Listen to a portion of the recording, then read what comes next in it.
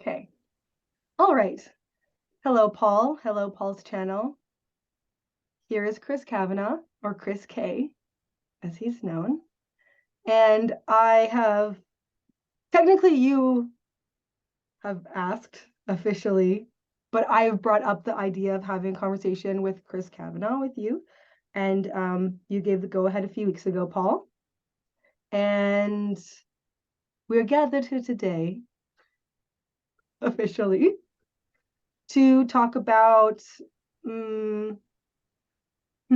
I think we're going to talk about today how can you tell when someone is a critic and when someone's a troll. Oh, That's where I want this to go. Throws us right into the deep end. But I think I'm going to start with how I know Chris. Okay. If that's okay. Okay. So, Chris, I mean, maybe I should ask you, do you remember when we first met? The online stuff is a general clustery he is for me. So I cannot recall like specifically, but I remember interacting on Twitter, a couple of years ago, and then since then it all kind of merges into a continuous timeline. So specific events, no, but I probably remember most of the things that we've talked about. And I know you interviewed me and Matt, and maybe me initially about my research. Then me and Matt, because we have a podcast, in case people don't know, called Decoding the Gurus, and you interviewed us like early on when we started that, and then about a year later, so like on your channel and stuff, we still talked to you there, but on Twitter, culture war, IDW type stuff, the various conversations were had, and yeah. Okay, so for me, this is very vivid for me because it was like a journey. I'm sorry. This is like no. I don't expect you to be like searing it in your brain. I promise. No, it's for me. It's because I am a mother, but I was this mom who was like, I have these little kids and I haven't used my brain in a while. And then IDW, intellectual dark web, for those of you who don't know, came along, and like Jordan Peterson first, and then the rest of the crew.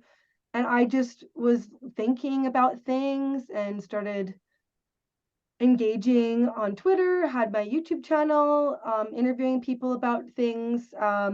Twitter was a really great way to meet people and to have them on my show to discuss things. I never liked how brief Twitter was, so that's why I always enjoyed being able to speak to people. But in 2020, I looked it up. So in 2020, I think it was April, in my like YouTube catalog was when I first interviewed you, and we first spoke about your work as an anthropologist, particularly like specializing, I believe you said, in ritual. So we talked about that, and then we like launched into your critiques against the IDW. And that's how it started. And then you started this podcast, and you and Matt, and then I interviewed you guys a couple of times. And to be clear, actually, the reason why Paul has been kind enough to host on his channel, my podcast is no longer a culture war because I don't like conflict and I don't like war. It's good. So I do like I'm looking at narrative and in film and television, or in stories like storybooks or like whatever. But so I've sort of, and that was through my journey. Like I was saying, this journey thing is started off with, you were part of that. I was in a deconstructive phase and you helped me to sort of maybe question, which is so ironic. I really don't think you were trying to catapult me towards the spiritual space, but that's actually where I ended up. That's probably better. Over with Pajot, I watched his symbolic world stuff, and I know that you're like, oh, didn't realize that would be the next step, Andrea. But it actually, ironically, was. I started off like questioning things. You helped me be like, don't just follow these people blindly. They are experts in their own fields, perhaps, but not in everything. And then I was like, okay, I remember saying, I'm still an IDW girl. Like I remember saying that at the end of our interview. But then I was like, okay, I gotta start maybe being a little more critical thinking, blah, blah, blah, taking things with a grain of salt. These are just people. And then I moved on in my journey over through to narrative and stuff. And that's how I ended up having a channel focusing mostly on stories and film. So I'm not here to plug my channel. That was so shameless. I'm sorry. But the name of the channel is Andrea with the bangs. That's me. Anywho, but you have had a different trajectory from me.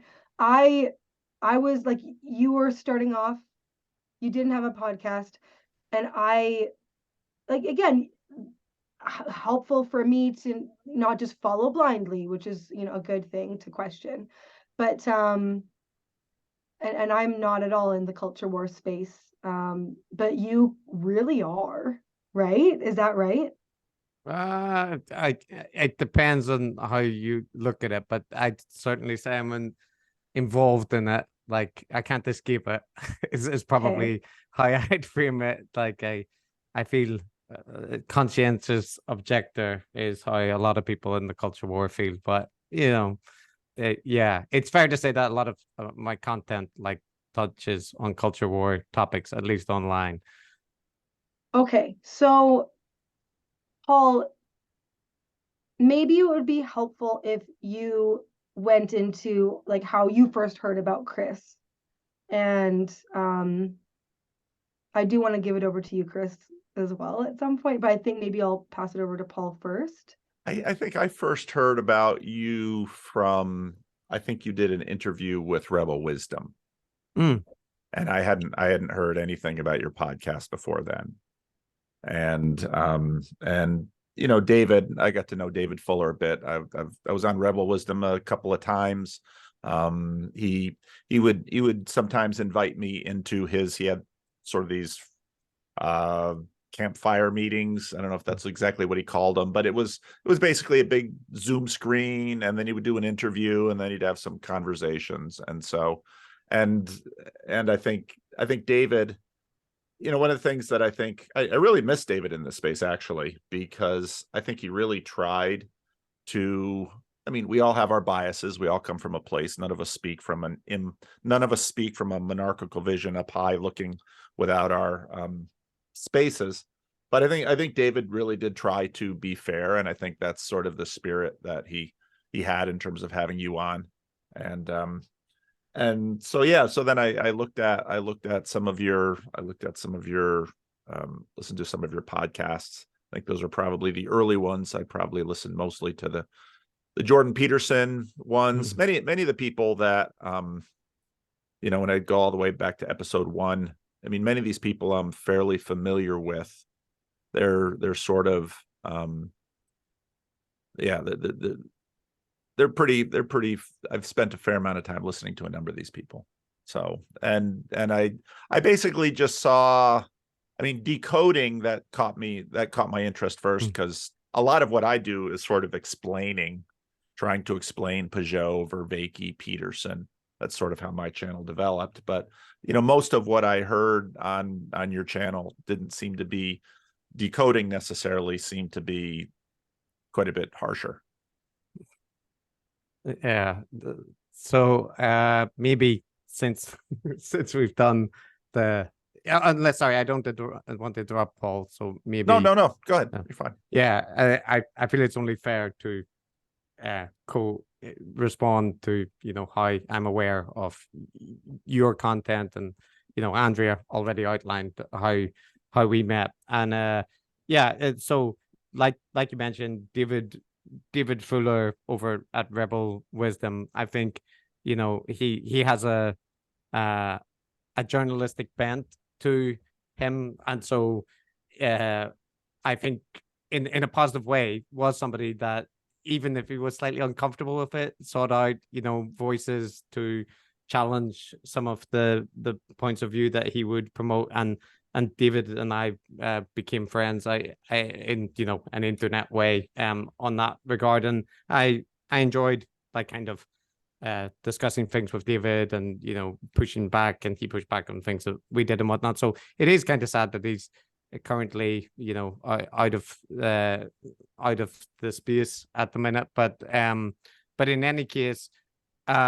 through looking at that the podcast that I do looks at what we call, or what we refer to as, like, secular gurus, and by that we were kind of cordoning off from your traditional guru space, like the, you know, people who would adopt that mantle, or, you know, be overtly religious figures or that kind of thing. And so Jordan Peterson would fit into that category of like a modern figure, for good or for ill, that people look up to and are taking life lessons from, and is offering, you know, advice to people, and kind of grand worldviews. And similarly, then over time became aware of Jonathan Pajot, yourself, John Vervaeke, partly from seeing interviews on Rebel Wisdom, and partly through interactions with Jordan, or some, you know, crossovers with various YouTube interviews. I think Nathan at Digital Gnosis, I've seen some like the discussions that you had with him, and John as well. And I've, Matt and I, my co-host Matt, have had discussions with John Vervaeke fairly recently, at least a couple of months ago.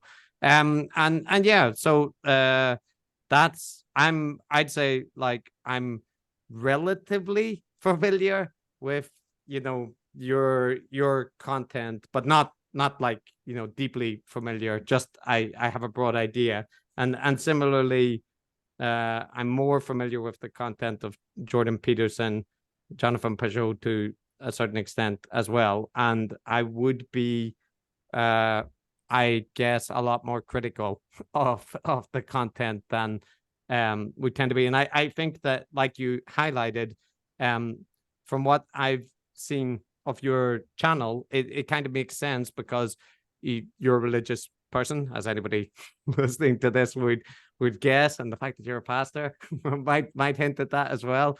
And so I think in general, you and also David Fuller and a lot of other people are interested in the theological and metaphysical discussions, which obviously Jordan Peterson and various others in that space have an interest in. And I would say I'm less interested in that space, or I'm less interested in that. And as a result, it's not that I think that is irrelevant, or that people shouldn't be discussing that. I just, because it's not my particular focus, tend to focus more on the aspects that I think are the reason that people like Peterson attract criticism, which, you know, would be things like the tendency towards conspiracism and polemical content and that kind of stuff. So in general, Peterson or Pajot, as far as we've covered them, they are not our primary topic of interest. Our primary topic of interest is kind of secular guru figures and the rhetorical techniques and kind of aspects of their content, looking at it. So Jordan is really only like a potential member of that category, is the way that I would see it. But I would expect that a lot of people that are drawn to him for his theological discussion wouldn't find our analysis particularly, you know, relevant for why they're attracted to him. Although, you know, I think I do have some issues with the theological aspects of his content as well. But yeah, that's a long-winded thing. But maybe some of the distinctions about the way we approach the content comes from some of that.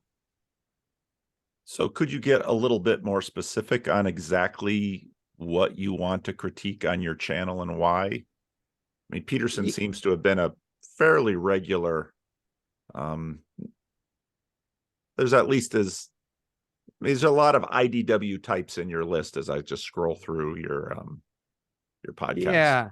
topics.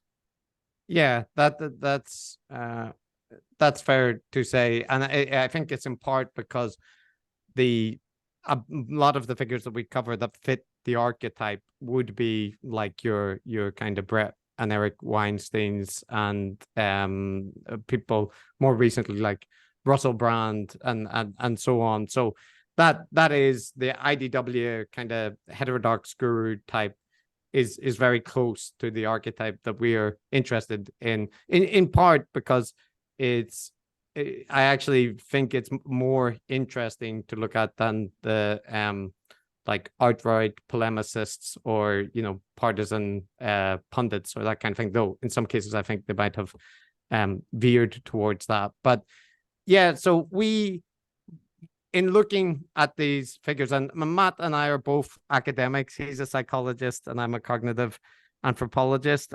We're fairly, I would say just by nature, like fairly critical, slightly disagreeable types. And, maybe like all people on YouTube, like too opinionated. We're not on YouTube. No, I think we are on YouTube, but all commentators on the internet have perhaps too many opinions, and we're no exception in that regard.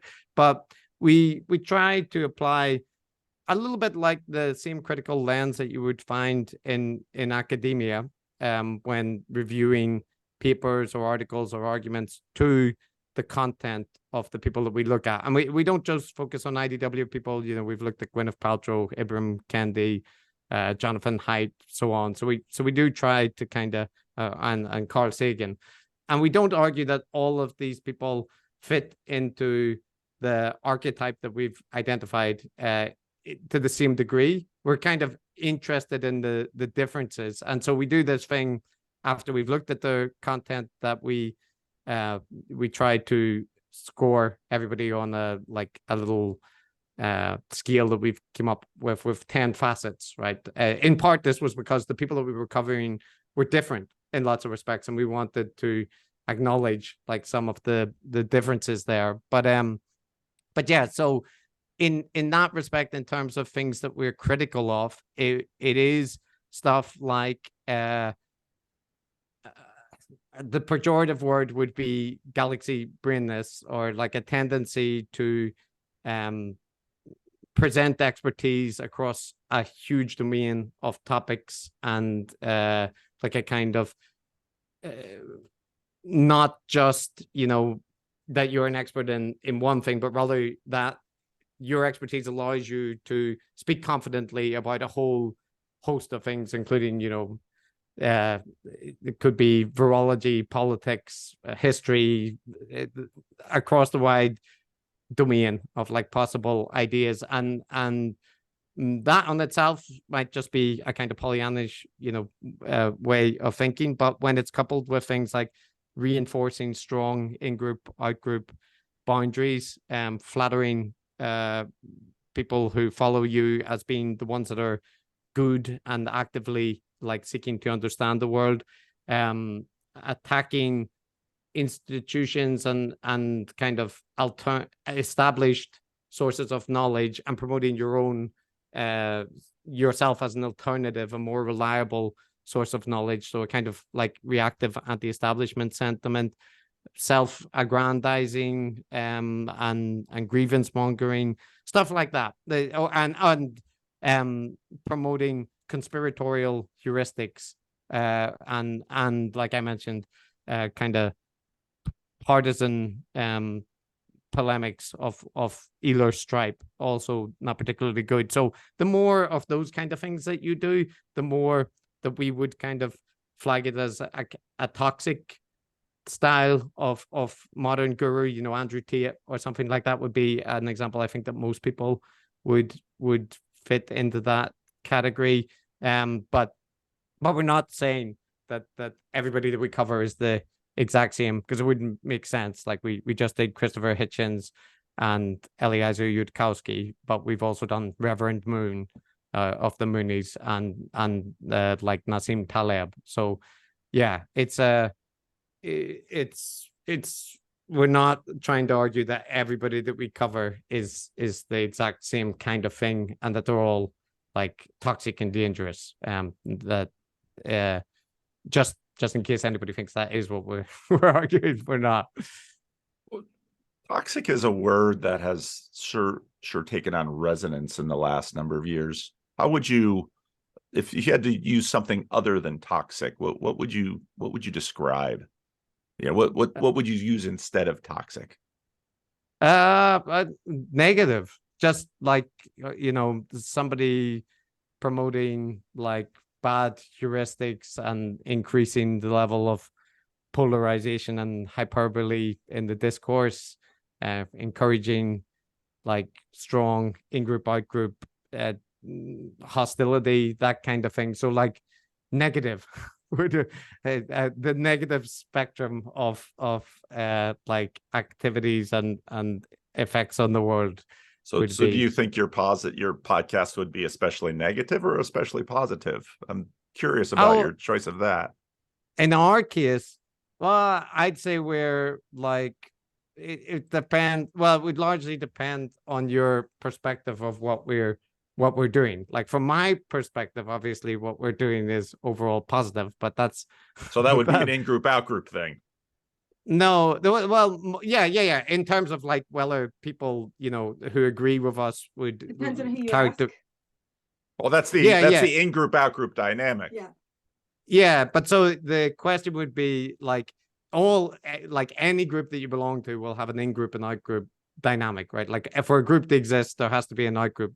The when I talk about in-group out-group dynamics in a negative or toxic way, I'm talking about like very strongly constructing that there's a kind of positive truth-seeking in-group that is that full of good people versus a negative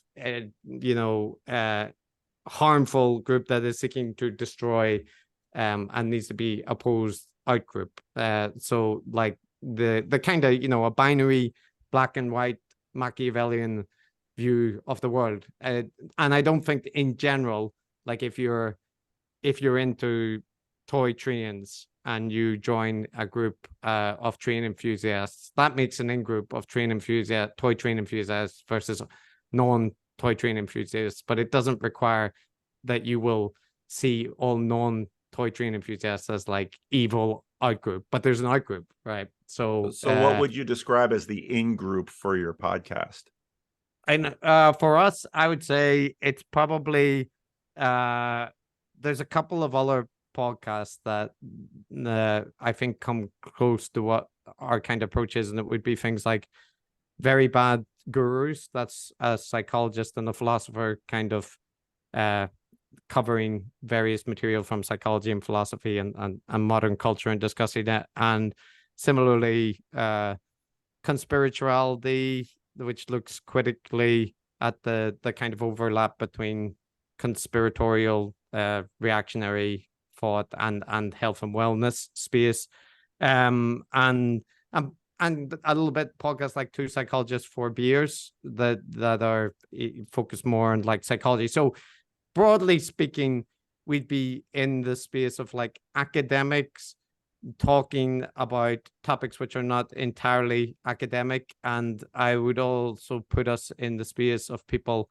that are critical of the kind of IDW position. I think in part because that space feels a little bit like it's represented as the only responsible critique from the left of the excessivism of like far left politics or progressive extremes. And from my perspective, it's kind of not necessary to be an IDW person in order to critique them. You could just be a normal center left person. So politically, Matt and I are both like center left types, but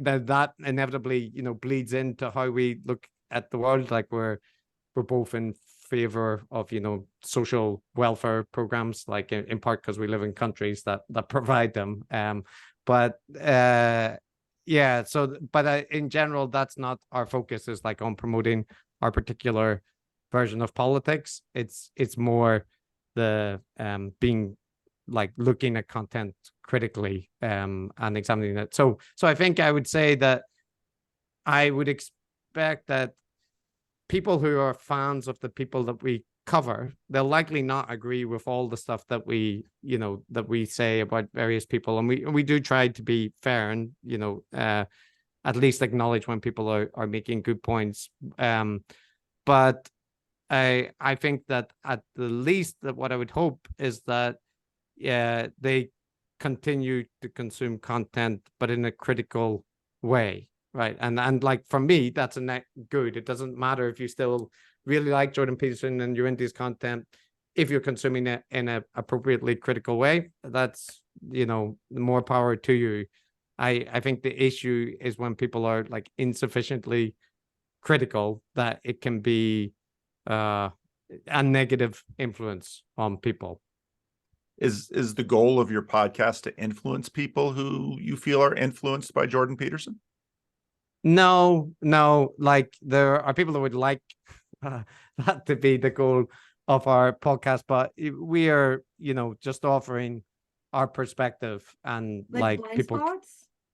Sorry, I interrupted you, Chris. No. Looking for, say, like blind spots that maybe you wouldn't have seen if you're watching him. You mean, yeah, before, yes. So I mean, like encouraging people to identify blind spots and that kind of thing. But in regards to Paul's question, wait, Paul, what did you say there? Would we? Well, I wondered if, I'm trying to get a sense of everyone who's speaks, whether you're a minister or a podcaster, you have a sense of your audience, you have a sense of the mission of your podcast, you have a sense of the position and perspective of your podcast. And so I was wondering, obviously you spend a fair amount of time on IDW things, you spend a fair amount of time on reactivity, critiquing sort of in-group, out-group, conspiratorial. And so then I was wondering if the purpose of your podcast was to influence, because of course, if, let's say, for example, I'm a Christian minister and part of my desire is to bring other people into the Christian faith, then my goal would be to influence people, let's say, outside my in-group, and to adopt strategies and postures that hopefully would engage them in a way that they would find probably not terribly offensive, not off-putting, because that would be counterproductive to my mission. And so therefore to, trying to find a posture where I could at least find some common ground perhaps, or mutual interest or something like that, to engage my audience in order to, so I'm just trying to get a sense of what the mission of your podcast is, who the audience of your podcast is. Because, one of the things that, part of what I've done in my career is also teach preaching. And a lot of these dynamics, as is commonly known, are very, very common in religious circles. It's, and Christianity, Christianity is very much sort of an umbrella term. Everybody sort of knows the big, so even just the big Orthodox, Catholic, Protestant, something like that. And then obviously within Protestantism, you just drill down into all these tiny little groups that are sort of continually at war with each other, bickering. And what so often happens in a space like that is it's easy, especially say for young preachers, to sort of adopt an attitude, adopt a posture and a demeanor that basically says, we in our tiny little group, we have the proper perspectives, we have the right ideas, we have the right beliefs. And of course, Jesus said this better than anyone else when two people go up to the temple to pray, and one of them says, "Oh Lord, I thank you that I am not like that guy." And of course, Jesus then flips the script at the end and says, one person left the temple justified. And it wasn't the one who came to the temple full of himself, full of his perspective, full of the fact that he had all the right ideas, all the right postures. And of course, the irony of the story is that according to Jesus, God looks at that guy and basically, C.S. Lewis might say, he's actually constructing for himself a little cocoon of hell, because he is such an in-group that, and of course this runs all throughout many religious communities, and is something that is deeply common to religious behavior. So I'm just trying to get a sense of what your podcast is, what your goal is, who your audience is, what your mission is. Yeah, those are all legitimate questions, and I there's a couple of things that I would say. The first, in terms of like the overall mission, I think that we view it as, you know, promoting critical thinking, a kind of academic approach to stuff. Matt and I are both people that are like in favor of the scientific method, and we are both secular materialists, so to speak. So I'm sure that comes across in things that we cover. But out of those things, in terms of like what I would see as actively promoting, would be primarily the kind of critical thinking and advocating for consuming content critically. And in terms of whether that's more to preach to the choir of people that don't like the people that we cover, or to reach out to people who might follow them in ways that we would see as like non-critical, I'd say that we are giving just an opinion on the content, which is, you know, very popular. The people that we tend to cover, they've got tons of material, and they're releasing podcasts. They've got, you know, hundreds of thousands of fans or millions of fans. So by engaging with their content, it's not like it's hard to find people that have, you know, other takes or positive views available. So my view, can't speak for Matt, would be that we're offering like a perspective on that content, and that we try to be a bit fairer perhaps than is common for the people that are very critical of the figures that we cover, because in various occasions the opposition that people have towards them is strongly political, right? Like that they oppose them because they politically oppose the worldview that they're promoting. And that's not really Matt and my position. We don't think our politics are particularly interesting. Like they influence our worldview to some extent, as does like our stance on, you know, materialism and science. But we aren't in the mode of like kind of arguing that everybody needs to adopt a scientific materialist worldview in order to look critically at stuff. It's just by our nature, we are like atheist materialists. So that's part of how we see things. And I would also add that, like in my case, I'm from a Catholic family in Northern Ireland. So, you know, the religion is not a stranger to me, but even setting the kind of long experience of attending mass aside, my university studies from my undergraduate right up to my current assistant professor position are based on studying religion and ritual from a kind of psychological and cognitive point of view. So I've been interested in religion, religious communities, the traditions of religion for a long time. So I don't blithely dismiss religion as like an irrelevant, you know, archaic pastime or thing, despite myself not believing and being an atheist. But I do approach it more from the view of like the actual field is called the cognitive science of religion, but it's like kind of psychology and cultural evolutionary perspective on religion. So that's a bunch of things, but maybe some of that addressed like where I'm coming from. I have a sidebar. No, I have a question that it could be a bit of a tangent, but if you want to bring it back, Paul, at the end, or not at the end, but like at the end of this answer, like feel free. So I do have a question regarding, so you actually brought it up about you being no stranger to religion and studying the ritual and that being your specialty and all these things. And So being a like secular atheist, materialist, is that secular Yeah, atheist materialist? yeah, it's not like Whilst I just think it kind of rationally follows, but yeah. to be clear, because some people would be like, okay, so you're like, new atheist then, like Sam Harris, like that's kind of where it would be easy to just place you. I have been Right? placed there. Okay, yeah, yet you study ritual and you Yes, study like that which is sacred. You study it. And, yes. and that's something, and I sound like I'm accusing you. You study it. No, I don't mean it like that. But what I mean is, You want to put it in a jar. yes, actually, kind of like, but it's more. Part of me feels like,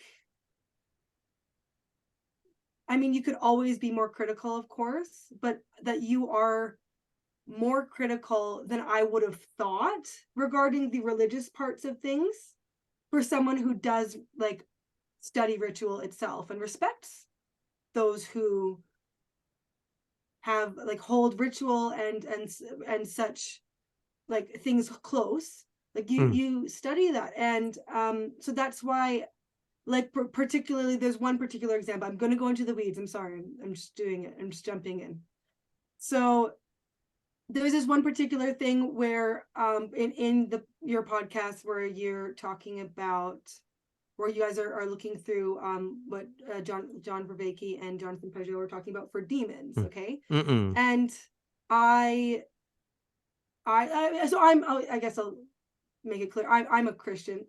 I'm a believer. So for me, I'm like, yeah, that's not odd and it's not weird, and it doesn't sound like woo to me, because the things that they're describing, I'm like, yeah, there's a spiritual realm. And if like some Protestants forget that, to be clear, and so they're like, Christian materialists, you could almost say. But like, that's one of the things, like I said, like part of my deconstruction was then being reconstructed in finding symbolism, finding the spiritual world more real than I had like before. And so you guys had concerns about the demon thing, and I thought it was like a little bit harsh because of the fact that I'm like, but you should, you study it, that these things aren't just silly, and so I don't have a question in there. That's just, I thought No, that's yeah. if you don't mind, Paul, I'll just respond a little bit. No, go right ahead. I'm kind of curious to hear what you're going to say. Yeah, so like one thing is that I would say that there's a lot of religious people in the world of a lot of different stripes. I'm sure you both know that like quite well, and I would say that a large majority of them, including not a large majority, that's unfair, I can't say, but I would say a lot of Christians of various different stripes do not spend much time on the in the modern world on the issue of demons. Some do, but I would say there's a lot, especially if you're more progressive style Christians who don't spend much time like focusing on the nature of demons and or witches or any of those kind of things. Now, there are people who believe in those kind of forces in a very literal sense, and there are countries where that causes trouble still now, with people being accused of being witches or possessed by demons, and this causing like genuine child abuse and various things. So I think that's one thing, is that we have to acknowledge that exists in the world, and one is Christians without an interest in demonology in any regard, and they're still Christians, like my family in Ireland, and the people who believe in it rather too literally and do harm to people on that basis. But I think that there's a middle ground that is includes a lot of people that view it more as a kind of ambiguous topic in terms of like interested in the symbolism and the metaphysical nature of those repeated patterns of being that some may refer to as instantiated aspects of, negative thought patterns or whatever, that to me, that middle ground, which occupies a lot of theologians, is it's perfectly fine in the regards that lots of people like to reflect on the more symbolic aspects and have symbolic interpretations of traditional religious imagery or concepts, and to relate that to contemporary society, ongoing events in their life. But what we were criticizing in that episode, and what I would still criticize, is a kind of what I would regard as strategic ambiguity between whether you are talking about a metaphorical, like in that conversation, I believe it's that conversation, but to give a specific example, Jordan Peterson talks about Jesus as a potential fictional character, right? And then says, but, fictional characters can have real lessons. They can impart truths. Like we don't deny that, you watch a movie and you can take lessons from it or that kind of thing.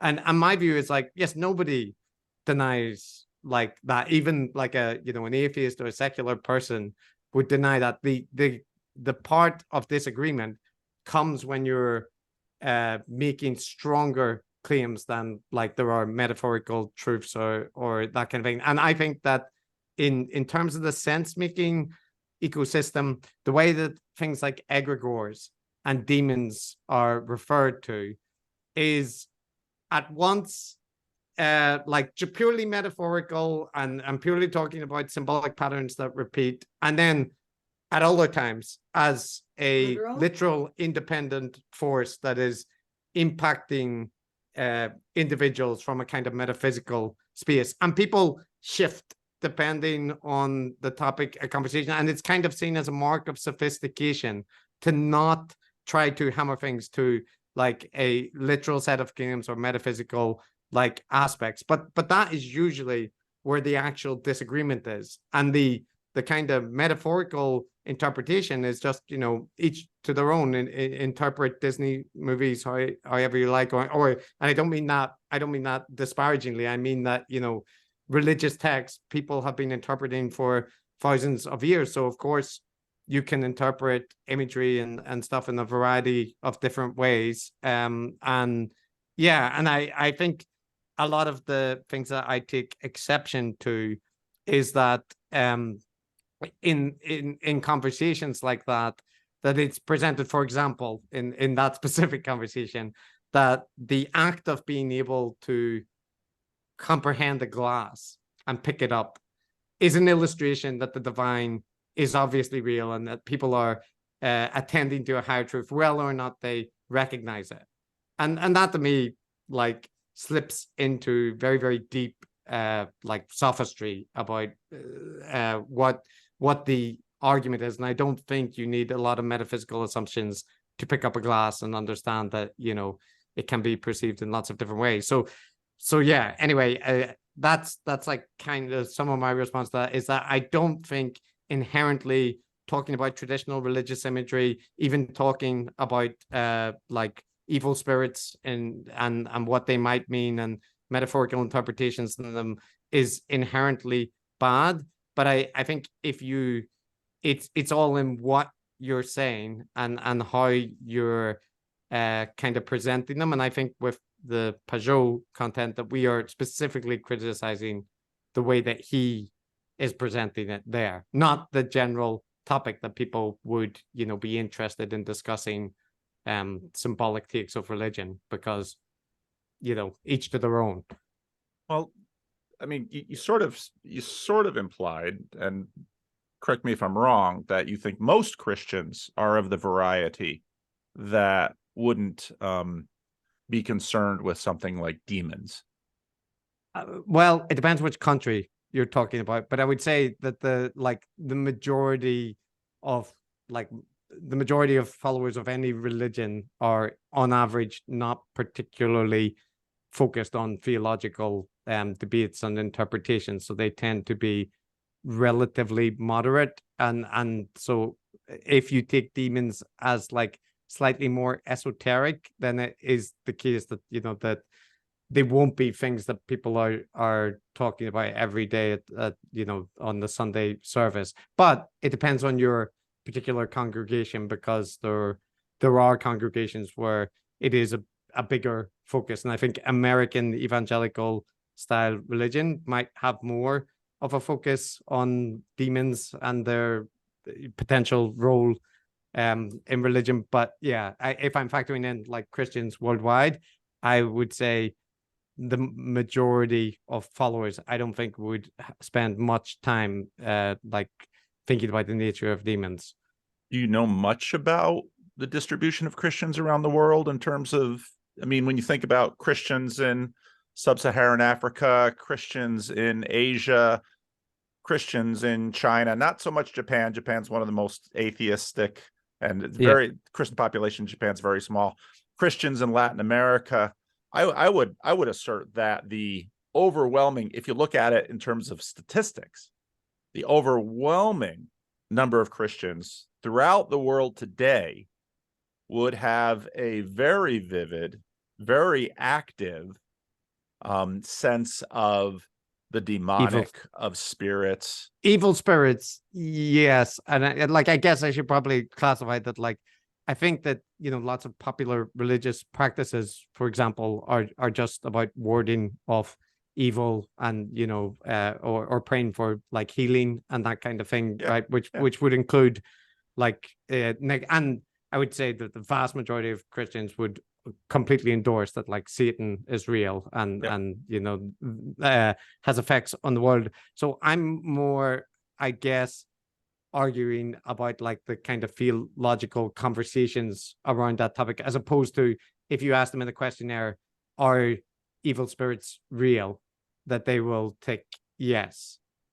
Oh, the vast majority, I would certainly. I mean, you look at Catholicism and you look at Pentecostalism, which is, you know, an incredibly rapid growing religion in sub-Saharan Africa, in Asia, in Latin America, along with Catholicism, which of course most Catholicisms, probably not in Western Europe and some in North America, but most Catholicism in Latin America, in Africa, in Asia, Pentecostalism in the United States, in Africa and Asia. These two groups would represent the overwhelming number of Christians in the world, making, let's say, probably people who would identify as Christians who might be skeptical about the reality of Satan and the demonic. That would make them probably an extreme minority if you compared them just person to person. Yeah. So it's not, I should clarify that I'm not, I wouldn't make the case, and I may have phrased it badly, because I probably am taking as the default, like, you know, the kind of Western European version of Christianity that I'm most familiar with, like just from upbringing, which isn't fair from a global perspective. But even in that case, I still would maintain that there's a distinction from the kind of lay practices which acknowledge the existence of like negative forces, supernatural forces, which I think is a, like, you know, you can completely go out of Christianity and belief in like supernatural powers is overwhelmingly the most like kind of common belief in the world, I would say. But I do think that the majority of people don't have like deep theological systems or thoughts about that, and that a lot of it is geared towards like ritual interactions with that. So there is a theological structure which exists on top, which is quite elaborated on that.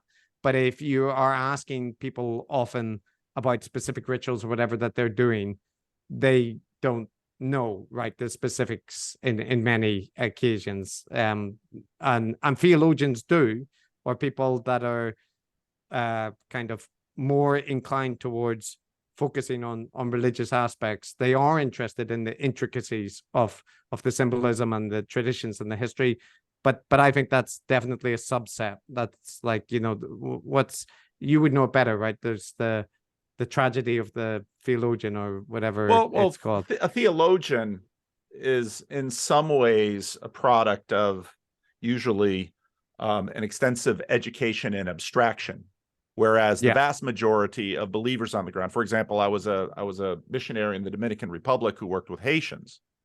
And whereas on one hand, I might say that the average educational level of these Haitian pastors was about second grade Haiti.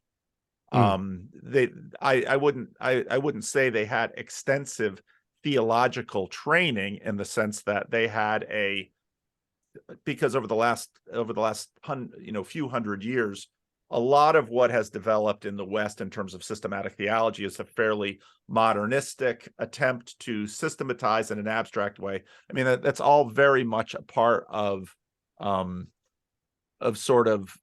modernist thinking. Yet I would say the vast majority of Christians, including, the majority of, say, people in my church, people in most churches, that they might have had some catechesis, but in terms of a sort of an abstract framework in which to put things, that runs pretty thin.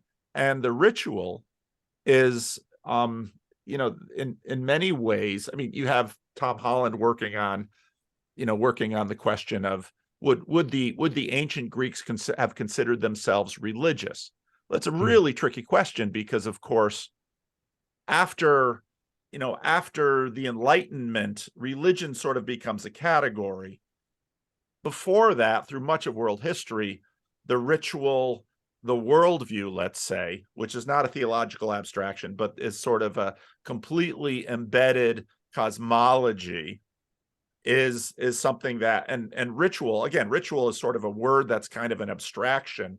Someone going to a temple in the first century wouldn't say, even if they use something that we connect with ritual, we sort of take this concept of ritual and sort of demythologize it and deconstruct it into something that is in some ways analogous to, let's say, what a scientist or someone, say, working in a technology plant, if they're working in a clean room, or a doctor who's going into surgery, he undergoes this ritual of, hands, and that's, of course, deeply embedded in his own worldview of, germ theory, et cetera, et cetera, et cetera.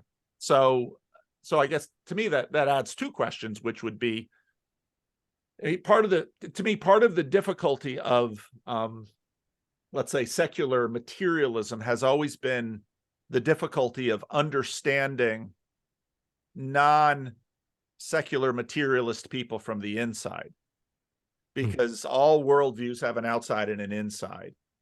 And so the modernist path has tended to be, well, these demons are so on and so forth.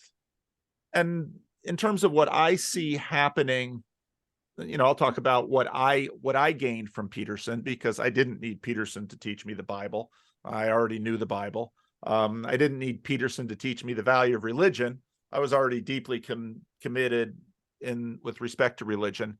Part of what people who have at least maintained a connection to inhabited religious roots is, in fact, the question of what do we do with sort of this worldview flipping that we tend to do in the modern West. For example, if I am preaching to my church out of the book of Genesis, on one hand, so let's say from a modernist biblical studies perspective, I can fairly clearly see, I can sort of map out a cosmology that they might have, where the world is sort of a table, and it sits on pillars, and there's a dome on the top, and there's God's throne in heaven. I mean, this sort of perspective that I inhabit, that I say, okay, so the writers of the text were inhabiting that kind of worldview, and they're writing from it. And I am preaching to a group of people that very much see ourselves as inhabiting a globe, which is going around the sun, which is part of a galaxy, which has all these galaxies. And so for a preacher, you're always trying to sort of connect these two worlds. And one of the things you also very quickly learn is that let's say if you read much, if you look at, so part of the Dominican Republic has, or the Dominican Republic, part of the Christian Reformed Church has had, Navajo ministry for about 100 years. And so then you gain access to, let's say, native populations, and to the degree that they are still sort of inhabiting an embedded worldview versus those that have been impacted by this dominant Western culture that has tended to colonize them. You very quickly have to ask questions of, okay, well, what on earth do we really mean by all of these things? Even the word spirit is a very interesting word. And so I don't know, from your perspective, if you hear the word spirit, what do you think that word means? Yeah, so there's a bunch of interesting things there, but to take the last point first. So in terms of spirits, it is, like you say, extremely diverse concept, because it's a general category for a whole variety of beings, and you can have like moralistic high gods that people will identify as spirits. You can have like much more local, invisible forest deities. Well, how do spirits work in your world? Or that's more my question. But that would, so my case is that spirits are a category of being that people are very interested in, that are not usually perceived via like standard sensory abilities. It can be sometimes, people have visions or whatever, but like in normal life, not detectable. So there's when it comes to, like, if you say, in my life, what role do spirits have? They're a belief that a lot of people in the world have about a category of being that exists. So insofar as I'm part of that world, I'm interested in those beliefs and how they differ around the world, and how people, the different categories of beings, how people interact with that. And I think the ontological status that are attached to invisible or spiritual or deities is interesting. That's part of like my academic work, is in part exploring the way that people interact with supernatural beings of a variety of different stripes. And I guess that to tie it a little bit to the demon point, I think that what the point that you push back on, which is perfectly valid, is that demons are of concern to maybe more religious people than I indicated. The vast majority, I would assert. Sure, maybe not the ones that we bump into in very Western circular, but in terms of the work that I do, let's say in missionary work or in work with churches and we have an African church that meets in our facility. Right, but there I would say, Paul, though, that in my experience, whenever someone like Jonathan Pajot is talking about demons or various other in the sense-making spheres or egregores, they're very clear that they're not talking about the kind of folk version, the kind of like the version of an actual physical being that is out there causing like mischief in the world. And in fact, they're often quite ambiguous about whether it's even an independent entity with the capability of intentionality. But that's not the way lots of people that you're talking about are reacting to demons. They see them as malevolent beings that can interact and that are much more instantiated than the kind of metaphorical discussion of demons. And I know that Jonathan and other people would want to connect their interpretation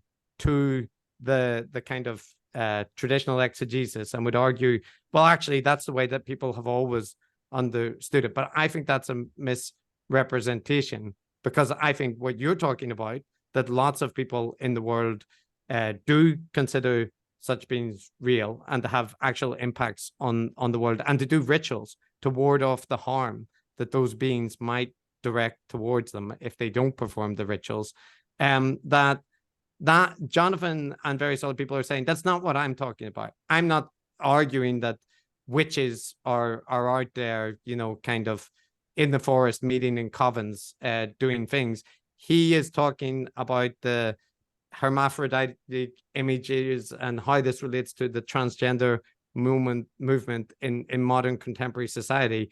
And that to me is not the same as taking somebody from, you know, like a rural village in India and looking at the way that they view the local deities and the rights that they have to offer to them, because it's different concepts. And part of my critique is that people switch between that, whether they're purporting a kind of the more abstract metaphorical interpretation, which is, like you say, because we are the context that we're in, it's more acceptable to talk about that. And Jordan Peterson saying that, you know, endorsing the kind of more folk version of demons, which is popular throughout the world, is something that I think he doesn't do. He's more careful to abstract it up into, like, I mean, would say Jordan doesn't, but Jonathan definitely does. Yeah, but so, wait, can I okay, I'm gonna be assertive. Okay, go ahead. Okay, no, okay, but then I'll an assertive spirit has entered the room. Well, I do think, okay, I am no expert in like the Orthodox Church within Christianity. However, I'm under the impression that it is considered the Eastern Church. Sorry, why did I do that air quotes? The Eastern Church. And it's not the same as the Western Church. And by that, I mean, the Western Church is quite binary. It is or it is not. Whereas if you look in the Eastern Church, in the Orthodox Church, you have a lot, and by a lot, I mean you have a lot of both ands. And say the mystery of the Eucharist. The Western Church, transubstantiation, it is this. This happens. Then along come the Protestants. No, it doesn't. It doesn't happen. Sorry, there's a lot more information, I'm sure there, Paul. But in the East, it's like, oh, it's a mystery. It's both bread and wine and the body and blood of Christ. It's both. And Orthodox folks, I'm so sorry if I got things wrong there, but I believe that is, from what I've heard, I believe that is how things are seen. So if I could speak in that space, part of me thinks that not part of me, all of me thinks that they are, that like people like Jonathan Pajot or other Orthodox speakers. I don't know about Jordan Peterson. He is not a professed Christian, so he has that's his separate story. But for Jonathan, I don't want to speak for him, but from what I understand from the Orthodox faith that he's a part of, it's sort of like a leveled down integration of it's all yes. The answer is like, so do you believe literally that there was Adam and Eve, two only individual people, like, or do you believe that it's just a story that, you know, we see this pattern? And it's like, yeah, yes. The answer is yes. Both and.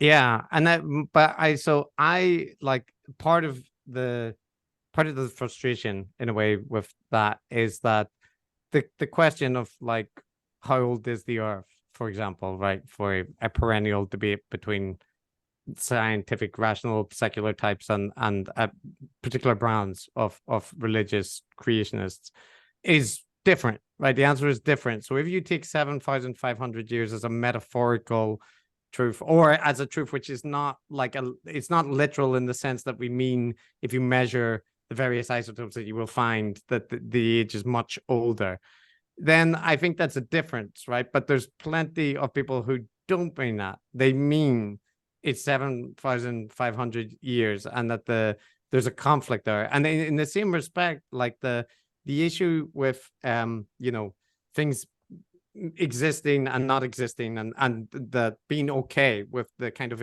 ambiguity in language. Schrodinger's existing. Right. But yeah, and actually I was going to say, you know, Nagarjuna, I can't remember how you pronounce it, but like the Buddhist philosopher, there's tons of traditions that have these refrains which refuse to accept like a kind of binary position of exist and not exist, right? And not just Christianity, like a lot of traditions have it in it. And I'm somewhat like that's not my particular jam, but I know philosophers and theologians and various people have spent a lot of time debating about, the nature of emptiness and the nature of time and so on. I don't object to any of that.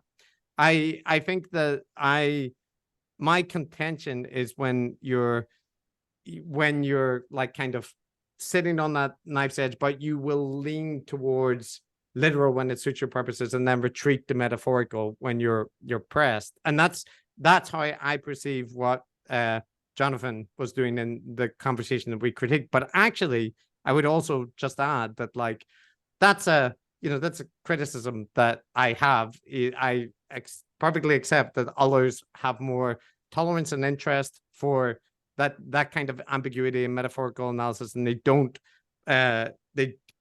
mind so much about the actual metaphysical category that you're putting things into. My objection to like Jonathan and Jordan much more strongly than that is the polemical kind of nature of the rhetoric aimed at people that are non-religious, and coupled with that the kind of promotion of conspiracism and tying it to a kind of reactionary political movement. Those are my main objections. And insofar as people are not doing that, again, to each their own. You don't have to be a secular materialist. It's just the particular thing that I've found most convincing. But I have no issue with like people practicing their faith. If I did, it would make things much more inconvenient when I'm interacting with all my religious family and friends. So yeah, I just want to make that clear that like I know the demon issue comes up, but like part of my issue with that is that it matters because there are real effects from people believing in literal demons in the world. And like when Jonathan was arguing with me, and this was in particular about witches, he pointed out, how silly of me to be skeptical of the existence of witches when there's people who self-identify as Wiccans out there. And that to me seems like sophistry, because obviously I know that there are people who identify as Wiccans, and I would not deny they exist. I would deny that they are people with supernatural power. And that to me is the issue. Like, not whether there are people who self-identify as witches, but whether there are categories of beings that have supernatural powers that are malevolent, targeting humans, which are referred to as witches. That's like the thing where I would disagree, and I'm criticizing. I'm not saying nobody in the world identifies as a Wicca, because obviously they do. Well, but working in a Haitian community, there are plenty of people that identified as witches, and they're embedded with all kinds of people who believe them, and in fact would pay them, because in Santeria, you have the caballo, which is basically the horse, and you're anthropologists, you're aware of all of these things. But part of also what we're working on is the fact that, let's say someone goes to mass every day. And let's say they live in the West and they go to mass every day.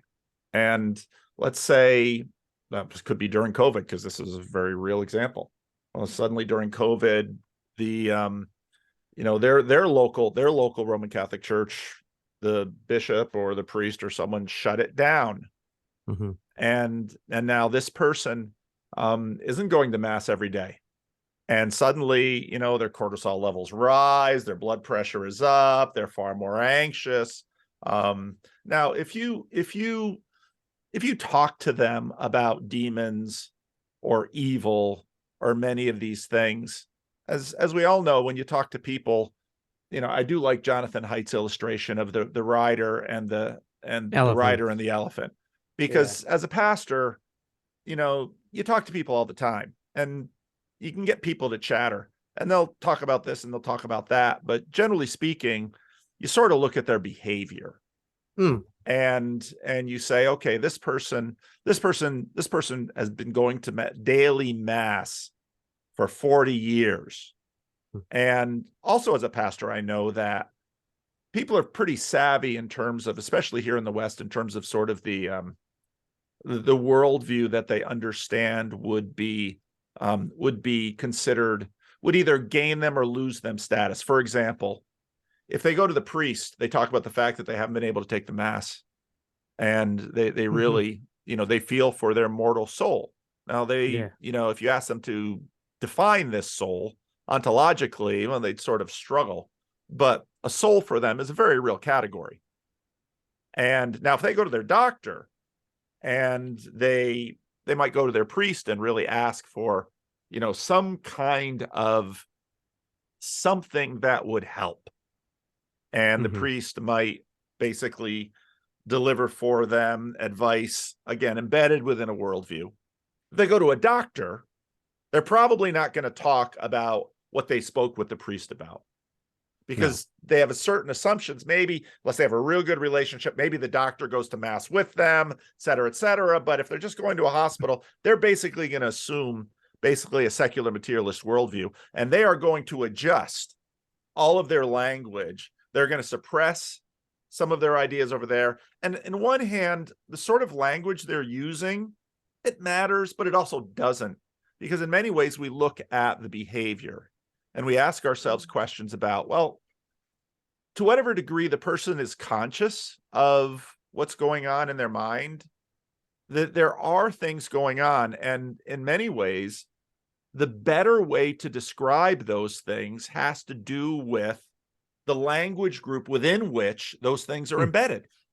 And in that way, these spiritual forces physiologically for this person are very real.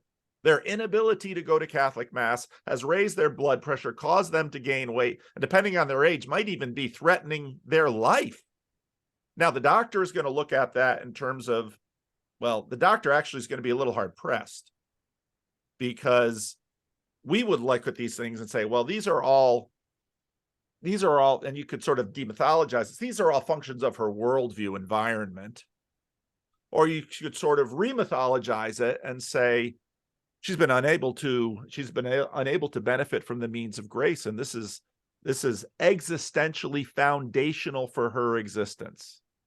And so, in other words, I mean, part of what I see happening, let's say in this little corner, in terms of my conversations with John Vervaekean, Jonathan Peugeot, and I haven't had a lot of talk with Jordan Peterson. He's off doing other things. I'm a pretty low status guy, but part of what I think a lot of us are dealing with in this corner is having questions about, okay, what language best fits what's going on? And the truth is, it might have been a lifesaver for this woman for the Catholic Church to open up, or to find a parish that sort of on the sly is still sort of holding, daily Mass. And one of the things that I saw I don't have a lot of Roman Catholic connections, but my mother in another part of the country, one of the women who lives in her condo is Roman Catholic, and she was a daily Mass Catholic. And she switched parishes during COVID because, she went there. And the irony is that while the whole country was talking about the mortal danger, in her case, maybe not in a whole, depending, but in her case, that daily Mass was probably as if not more instrumental for her well-being, obviously embedded within a sense of spiritual well-being, than risking danger of infection. I don't think she was an anti-vaxxer, but, and so then the question becomes, okay, can we actually talk about this stuff? Because we find that the doctor is in some ways impoverished to deal with this, unless the doctor has a fuller sense of, now you might think that I'm fudging with the language because I'm talking on both sides of this, but I am, on one hand, very much in my church life, someone who is not, who does not have questions about the ontology of the demonic world. But yet, when I'm dealing with a secular materialist environment, especially as a minister, part of what I'm going to have to struggle with is, okay, what are some categories and avenues by which maybe these two worlds can understand each other?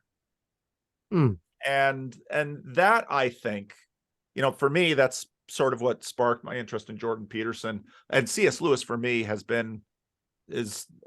probably been one of the most helpful guides for this, and for many, many Christians, because it's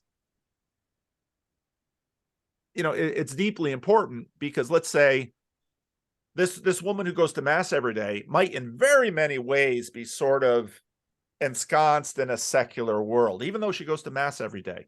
She's probably unaware to the degree that all of this ritual, all of this ceremony, all of these, and of course she probably picked it up from her mother, all of these years of tradition have built something into her world which is obviously formative and fundamental for her. Yet this world over here of secular materialism, and this world over here of embedded religious practice, these things have sort of had a firewall. And part of the goal is, well, I don't really necessarily like sort of reducing this to, let's say, her psychology, although I'm not doubting the psychology, but recognizing that maybe all of this stuff, there's something there that we haven't really accounted for within a secular materialist frame. And I'd say that's part of the project of my conversations with John and Jonathan, for example. So there's a bunch of interesting things there. So like one thing that I would say is that when it comes to taking the example that you provide, right, and interacting with the medical institutions and the kind of default assumption of a medical or a medicalized kind of secular perspective, right, just by the default of Western medicine. I take that point, though, in some respect, I think that's a function of the kind of logistical and practical constraints that medical providers operate under, right? If you take alternative health practitioners, for example, they will spend a very long time talking about your psycho-spiritual aspects, and people, as a result, people are very drawn to that, right? I think this is partly why I'm in favor of things like the NHS and it being more well funded and stuff, because I think we could do with people having doctors having more time and space for that kind of thing. But so I just want to say like that I think part of that is a constraint of logistics and practicalities. But the other aspect is that I guess I take issue a little bit with the notion that secularism can't incorporate what you're talking about, because I take the point about etic versus emic terminology and what it means to describe someone's experience in like kind of cold psychological terms.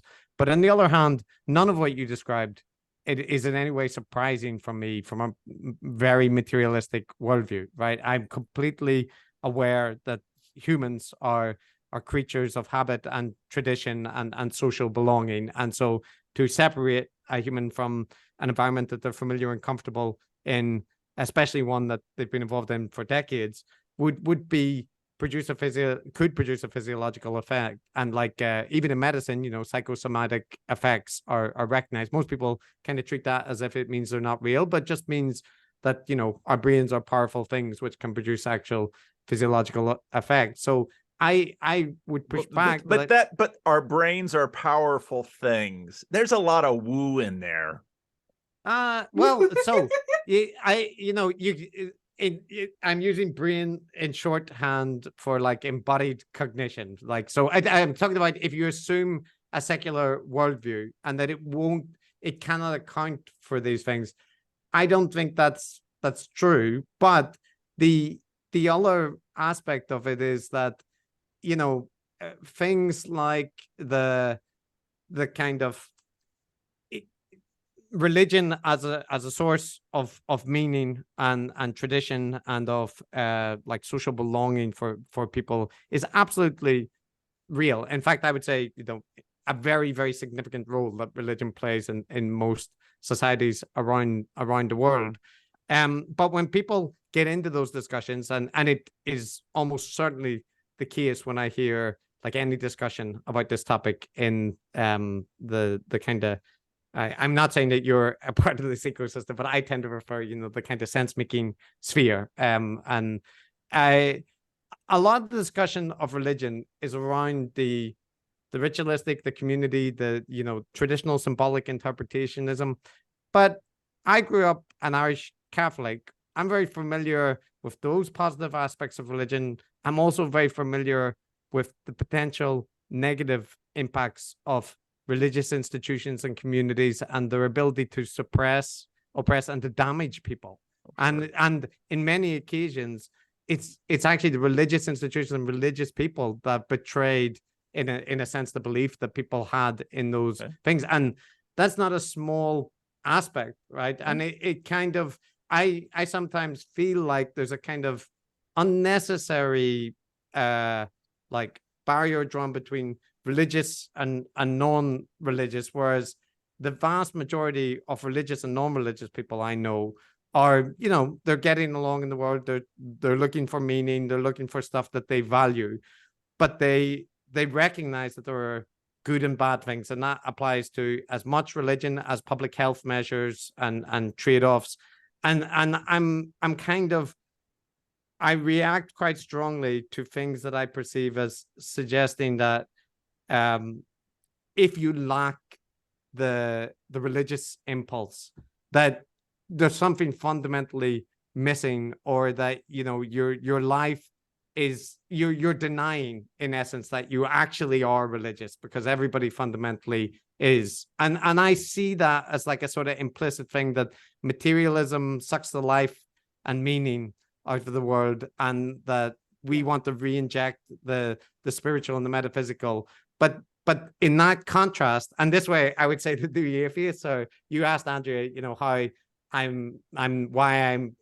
I would distinguish myself from the new atheists. And part is because I actually study religion, whereas lots of the new atheists don't. But the other part is that I don't think that inherent conflict has to exist. Like I think tolerance and like a willingness to recognize that people can draw meanings from different, like secular or religious meaning structures is beneficial. And that's why I'm quite reactive to things which are presenting a secular world as fundamentally like cold and alienating and devoid of meaning, because I don't think, I think that ends up in the discussion with how are atheists able to be moral without a religious structure to keep them on the straight and narrow. And I think all of those questions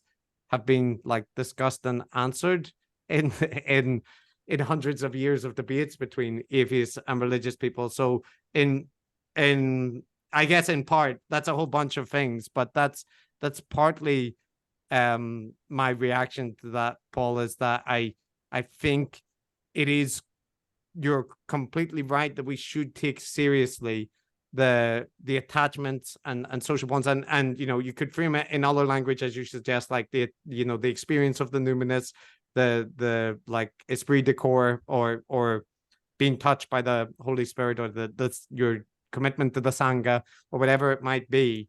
But while acknowledging that, I'm not sure that I agree that my secular worldview requires like kind of that's a metaphysical reality that I can't comprehend, because I feel like I comprehend it okay, and that I understand people that value it. I don't personally believe in the metaphysical aspects of it, but it doesn't feel that mysterious to me that exists in human, given the kind of social beings that we are. Okay, Paul, I want you to take it, but I have a little quick something just to be clear regarding the empty desert scape of secular materialism. Yeah. It's not just secular materialism. There's absolutely Christian materialism, like which I didn't mean to dabble in, but did. when I joined Twitter and talked to a bunch of scientists about science. The Church And of finding Twitter. meaning there. So it's not just it's not just secular. Like it's the idea of a lack of enchantment in the world is what I would say is the thing. It's the idea of scientific method, proving things. That's all. Like truth is science. I'm sorry, it's the caricature of Sam Harris. Can I just say that? Like that's. Yes, Andrea. By the way, I don't mean to interrupt. But I just want to, but before you and Paul respond, I there was one extra thing I meant to ask you that I'm just curious about, and you're touching on it now. So before you move on, you know the sense of enchantment and of the kind of reductionist like scientific materialism approach to the world. A group that I see also strongly object to that, and to argue for like subjective emic experiences and lived experiences and giving more attention to that is the kind of woke progressive people, right? They're doing it for different purposes, but they're very much emphasizing in the science is arrogant and secularism is cold. And so I'm just curious if you, not signing on to the thing, but on that part, do you tend to agree with their critique of science or not? And Paul, the same question to you. I'm just curious how you view the kind of that element of postmodernism. Okay, so regarding the specifically lived experience, I actually don't really have a problem with lived experience. I mean, if you say have a specific, well, what about lived experience regarding the Aboriginal way of like seeing science and like their lived experiences that back of the turtle, or like I don't know, there's a lot of back of the turtle like myths, but regardless, okay, that's not what I'm meaning for lived experience. Like I take lived experience seriously. Give me examples and I'll see how seriously I can take them depending on what it is and the subject. I think that science has given us the ability to, my son has diabetes and a type 1. He is 11 and has had it since he was 4. Thank you, science. Thank you, the Canadian guy who can't remember his name, who came up with penicillin. Like, thank you for insulin. Thank you for that. Insulin. Oh, sorry. You're giving him penicillin? I mean, better get this straight, Mom. Are you sure your son has diabetes and you know what you're talking about? Yeah, I just said the wrong. Just inject him what's there. I inject him with whatever the pharmacy gives me, and it's the right thing. Okay. Well, that was my lived experience that was a little bit off for that moment. But like, so yes, I understand scientific method, helping us medically, like such amazing, like so many lives are saved because of the scientific method. That's the most front of my brain example of like where scientific method is like amazing, like absolutely fantastic. Things like precision work, like surgery, even germ theory, things like that. That is thanks to like trial and error from many scientists and whatnot. But when it comes to lived experiences, like people who I've had an experience and it has brought me to Jesus or Buddha or whichever, like, well, I take that very seriously. I had magic mushrooms and I ended up coming to faith. I've heard those things and I take it seriously. Like I take the things that people say that they have seen, particularly in really more spiritually saturated, like we have like at my church, they have like the missionary folks who come in and give like testimonials or testimony type things, not of them necessarily, but from people who they're ministering to. And depending on where it is in the world, there are certain spiritual activity things that happen more than say in a more Western secular spaces. And so like I like if someone says I saw this, I believe them, if that makes sense. I believe them as much as if it was me, like I would believe that like my eyes, and I believe what can I do other than call them a liar, and things like that. So you could not believe people, of course, but I do take lived experience seriously. So on the other hand, regarding the different types of truth, I think that, again, the binary way of like it is truth or it isn't truth, like that's where Vervaeke's, like, I think it's 4Ps about the different types of truth. Like, is it true? Well, like which truth are we, like, looking at a story, and who's the hero, and what he does and sacrifices for the people? Well, it's true that is inspiring, and it happens, and these are things that aren't facts. Like, the difference between facts and truth. But facts can be true. So I see that's how I see the world, if that makes sense. And the enchantment piece, I don't actually understand. Actually, maybe I do. If you are a secular materialist, like, I imagine that stories would bring enchantment into your life. I imagine, like, that's how I see the only way that such things, your life can be enchanted, is by living through stories, I guess, if that makes sense. Why do people who are secular always want Santa Claus to be part of Christmas? Like, way more than most Christians I know. The Tooth Fairy, the Easter Bunny. I'm sorry, but it's the seculars who really want. I'm sorry. We've all got our Christian things. Yeah, Santa Claus was not popular in my house growing up. No, it wasn't allowed. I've decided to let my kids choose. Richard Dawkins agrees with you. I don't. But well, okay. Sorry, I'm bringing up more things than I took too long. So, Paul, please. Well, you had a question about wokeness and wokeism.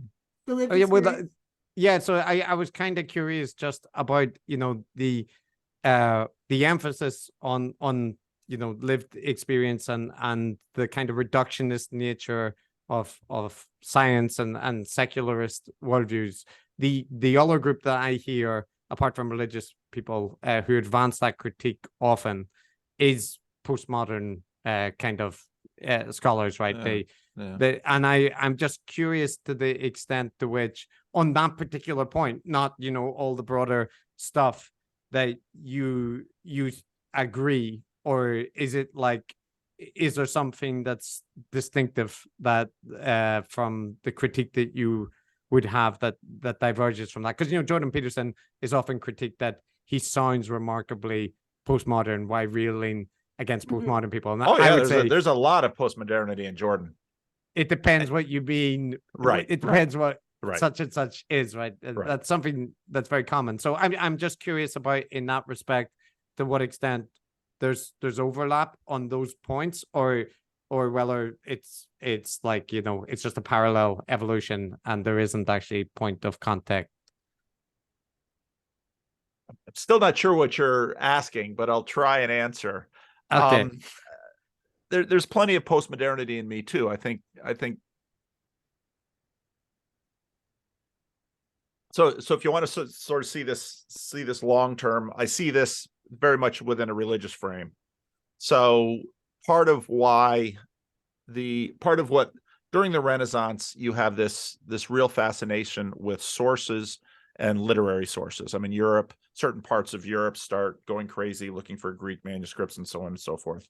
Erasmus, of course, is finding, at this point in Europe, everybody's learning Greek, people are learning Hebrew, and then they're looking at Jerome's Vulgate, and they begin to recognize that, hey, wait a minute. I mean, today a contemporary biblical scholar might accuse Jerome of writing a paraphrase, because if you look at, so what I do with my adult Sunday school class, for example, is I put different English texts next to each other, and I have a sense of the nature of this translation, that Jerome is filling in a lot of the space in just at the late antiquity, filling in a lot of the space so that all of the doctrines are nicely there for the people reading the Vulgate, for the people reading this Latin text.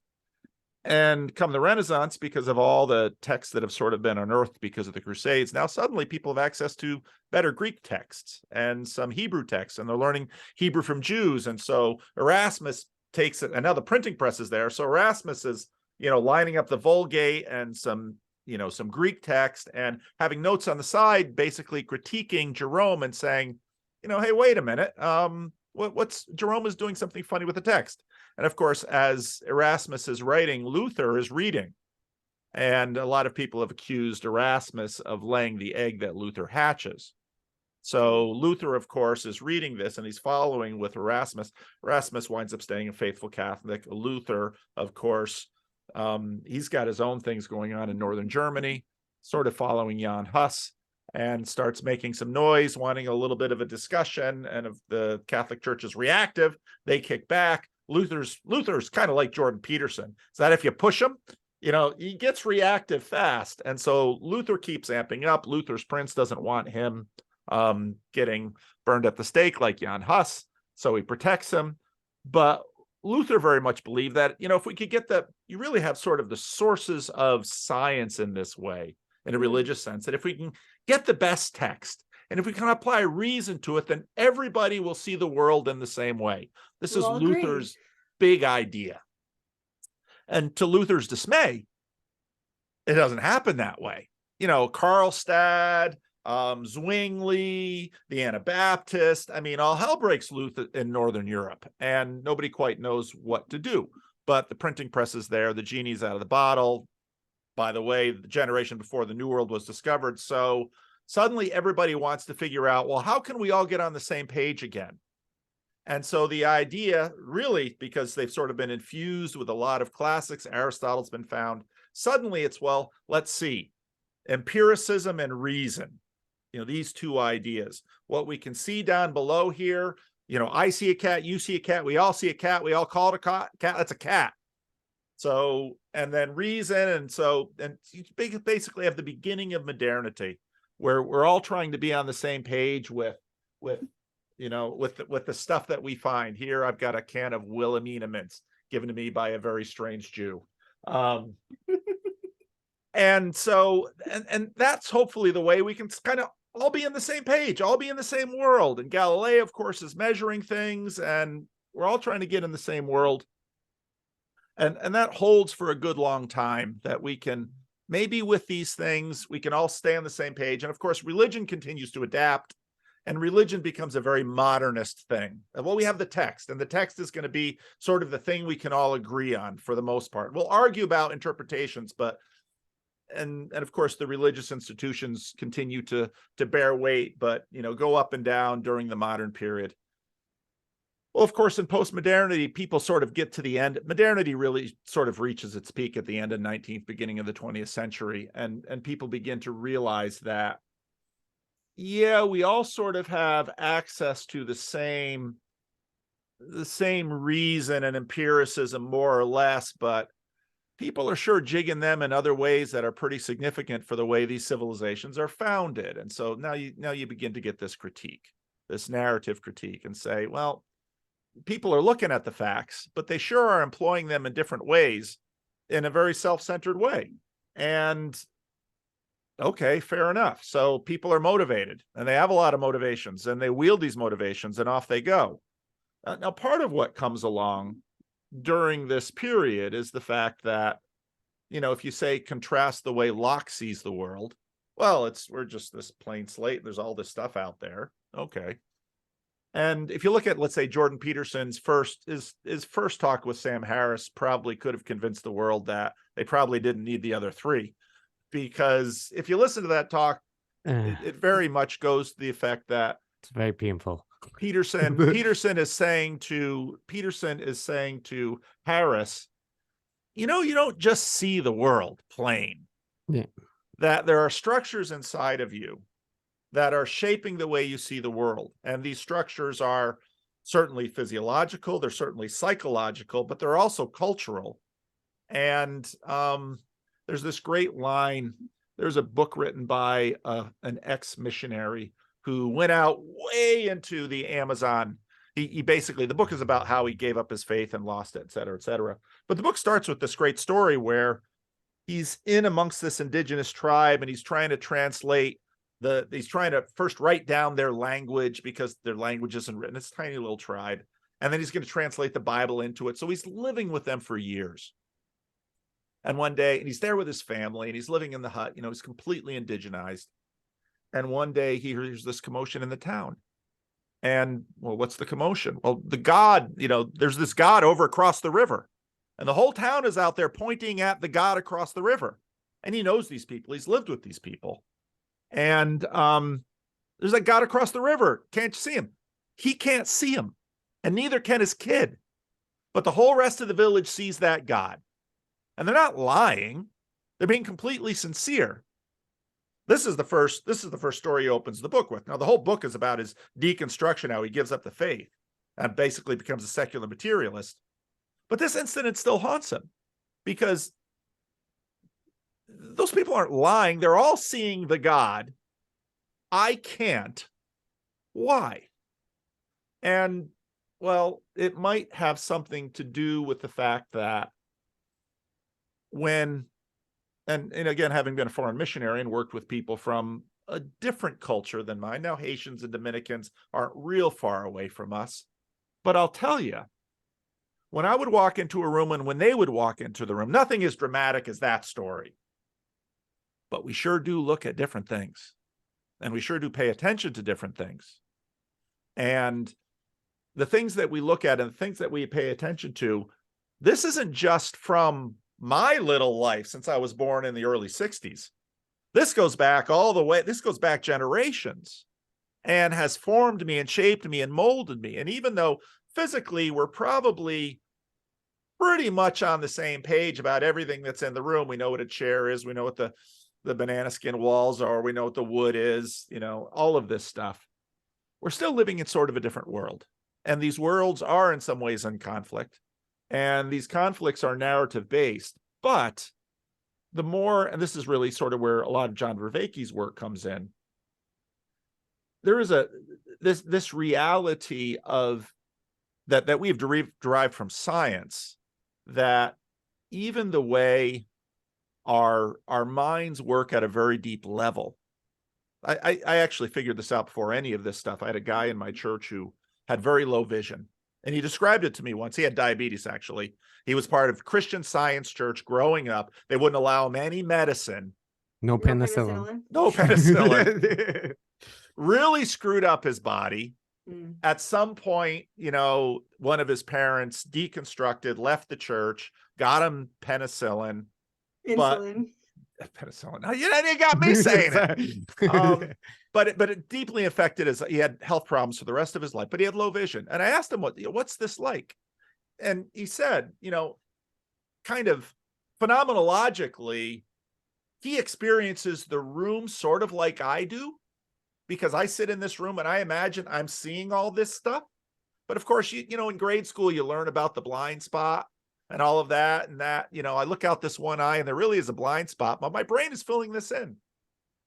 So if my brain is filling this in, what does that mean about actually this thing that I'm seeing? And I knew it with this guy because sometimes he would be standing in the church and I'd walk up next to him and then I'd say something and he'd practically jump out of his skin. Because it was like watching a movie in which, bang, someone comes right into view because his mind wasn't aware of me. And then suddenly I'm in the picture. So you watch this and you begin to realize that the world that we are embedded in is very much not only a product of the physical things around me, but multiple generations of formation that have physical consequences. I mean, we would wash the feet of the Haitians when we have foot washing service. And that was the one time I could actually really serve them. And so then me, as someone who wears shoes all the time, I have their feet in my hands. And these people have been walking barefoot their whole lives. Their feet are very different from mine. They're flat, they're calloused. And so you begin to recognize that the world is in fact formed, and that this formation goes down in very deep levels. And the more you sort of go down this rabbit hole, the more you begin to realize that a lot of the things that you recognize when you move cross-culturally, well, there's reasons for it. And then it also then begins to, probably no one in church. So I could either sort of be a flat earther and read Genesis and say, well, here's a disc, here's a dome, there are pillars, and sort of demand that my people all be flat earthers in church. Or I could sort of take this cosmology that I live in and sort of project it onto the Bible. But I learned fairly early on when I was reading the Bible closely that, that I would talk about the firmament and the waters above to real ardent fundamentalists. My mother-in-law was one. She wasn't part of the Christian Reformed Church, and God rest her soul, I probably shouldn't have been such a brat. But I'd say, where are those waters above? And she'd say, those are the clouds. And I'd say, but wait a minute. The sun, moon, and stars are within the firmament.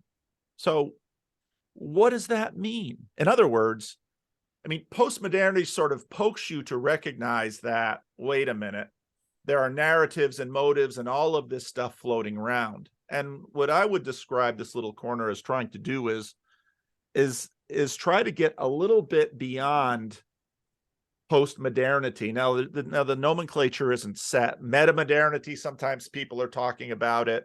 Post-progressive, some people are talking about it. Because the reality that you can sort of deconstruct everything. But part of why I've gone on too long, I know, but I just want to finish with this story because it might help contextualize me in your site. So I saw Jordan Peterson working on this, and I thought these biblical series, he's some evangelical that somehow managed to stay in Toronto. And I started listening to it. It's like, he's no evangelical. And okay, well, he's a Jungian. So that's strange to begin with. I didn't know much about Jung. So then I made a video about him. And then I start getting these emails from people. Oh, this is strange. So I start talking to people. And I'm a pastor, so I talk to them about their life. And many of the conversations are in private. And so they're very transparent. And they got nothing to lose. They don't know me anything. I don't know them. And I begin talking to dozens, even hundreds of these people. And I discover that the vast majority of these people, number one, were men. Well, given Jordan Peterson's audience, that's not a surprise. But the really strange thing about him was that many of them were depressed. And many of them basically told me, by listening to Jordan's biblical series, the depression lifted. And I'm not talking about someone who was just feeling a little blue.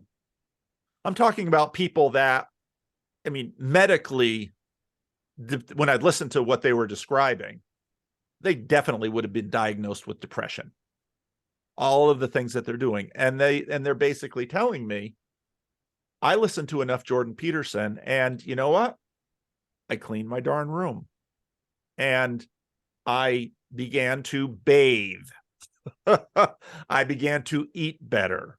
I began to exercise. I began to prioritize getting out of my room. And then I started doing these meetups. And so then they'd start coming, at least the local ones would start coming to my church. And now we're starting to have, in-person conversations. Now, this is an extremely strange thing that watching those videos would have the effect on people. And it's an obvious effect. Because I can see it, that their lives are improving on all sorts of scales that I can value, and secular people could value it. And that led me to the question, what on earth is going on? And that led me, of course, to Peugeot was a friend of his. Peugeot was another religious guy, so we were talking about that stuff. And then Vervaeke and the meaning crisis, because, well, what words to describe to these guys? And when I talked to these guys, one guy, I remember, he had been religious. The Sam Harris stuff, the new atheist stuff just sort of blew apart his worldview. And then he gets together with a woman and she gets pregnant and, better marry her maybe. So he gets married to her. And then one day, and then they have this kid, and there's this 2-year-old running around. And he says to himself, if I listen to Sam Harris, why do I love this 2-year-old so much? Now, he was a smart guy. Most of the people I deal with are smart people. They've got college degrees. a lot of them work in tech. He said, it's more than just I'm biologically predisposed to care for my offspring. Yeah, I get that. But I just have a sense there's something more. And I think it's right in that space that as a pastor, I listen to this and I say, well, this is interesting. How does this connect to my two worlds? And for me, that's what this journey has been on. Because part of me knew that after a while, now some of them are going to sort of get lift off because they've improved some things in their body and they're not going to be as depressed. They're eating better, they're having better relationships, they've got a schedule, they're sleeping better, et cetera, et cetera. So physiologically, you could say, yep, they've gotten lift off, they're doing well. But for a lot of them, I knew that Jordan Peterson was on this status rocket, and we're going to be talking about social wars stuff and all this stuff. And for me as a pastor, I said, they probably need a community of people who can be around them to give them some support. Now, some of them have not gone religious. Some of them have gone Orthodox. Some of them have gone back to the Catholic Church. Some of them, one guy in my meetup returned to his Sikh roots. So it's been very complex. But for me, I'm not skeptical about postmodernity. I think it is sort of an end stage of modernity. And I think a lot of the science has driven us to the fact that the world is a lot more complicated than John Locke could have imagined. And especially when we're dealing with it socially and not just theoretically, but as a pastor in terms of lives of real people, I'm paying attention. I'm curious. I'm trying to figure out how this all is working. So I don't know if that helps contextualize me at all. Yeah, that does a lot. And there's a couple of things I'd like to follow up on if it's all right. But I think one of the things, Paul, is from your content that I've looked at that actually something which I find relatively rare. You might disagree, is that you're accurate whenever you're talking about categorically where people are, right? You essentially, I acknowledge, I heard you talking recently and saying, the kind of anti-woke space is like essentially like a kind of neoconservative like space, right? Trigonometry and that kind of thing, which I completely agree with, and also view as like people can have different perspectives, right? But the thing which often irks me is when people say they're doing something that they're not, right? Like, so, know thyself is an important thing. And like you had emphasized there's lots of different perspectives that people can take on issues or approach things, and people will get benefit from like a variety of sources, right? And I would never deny that the Jordan Peterson has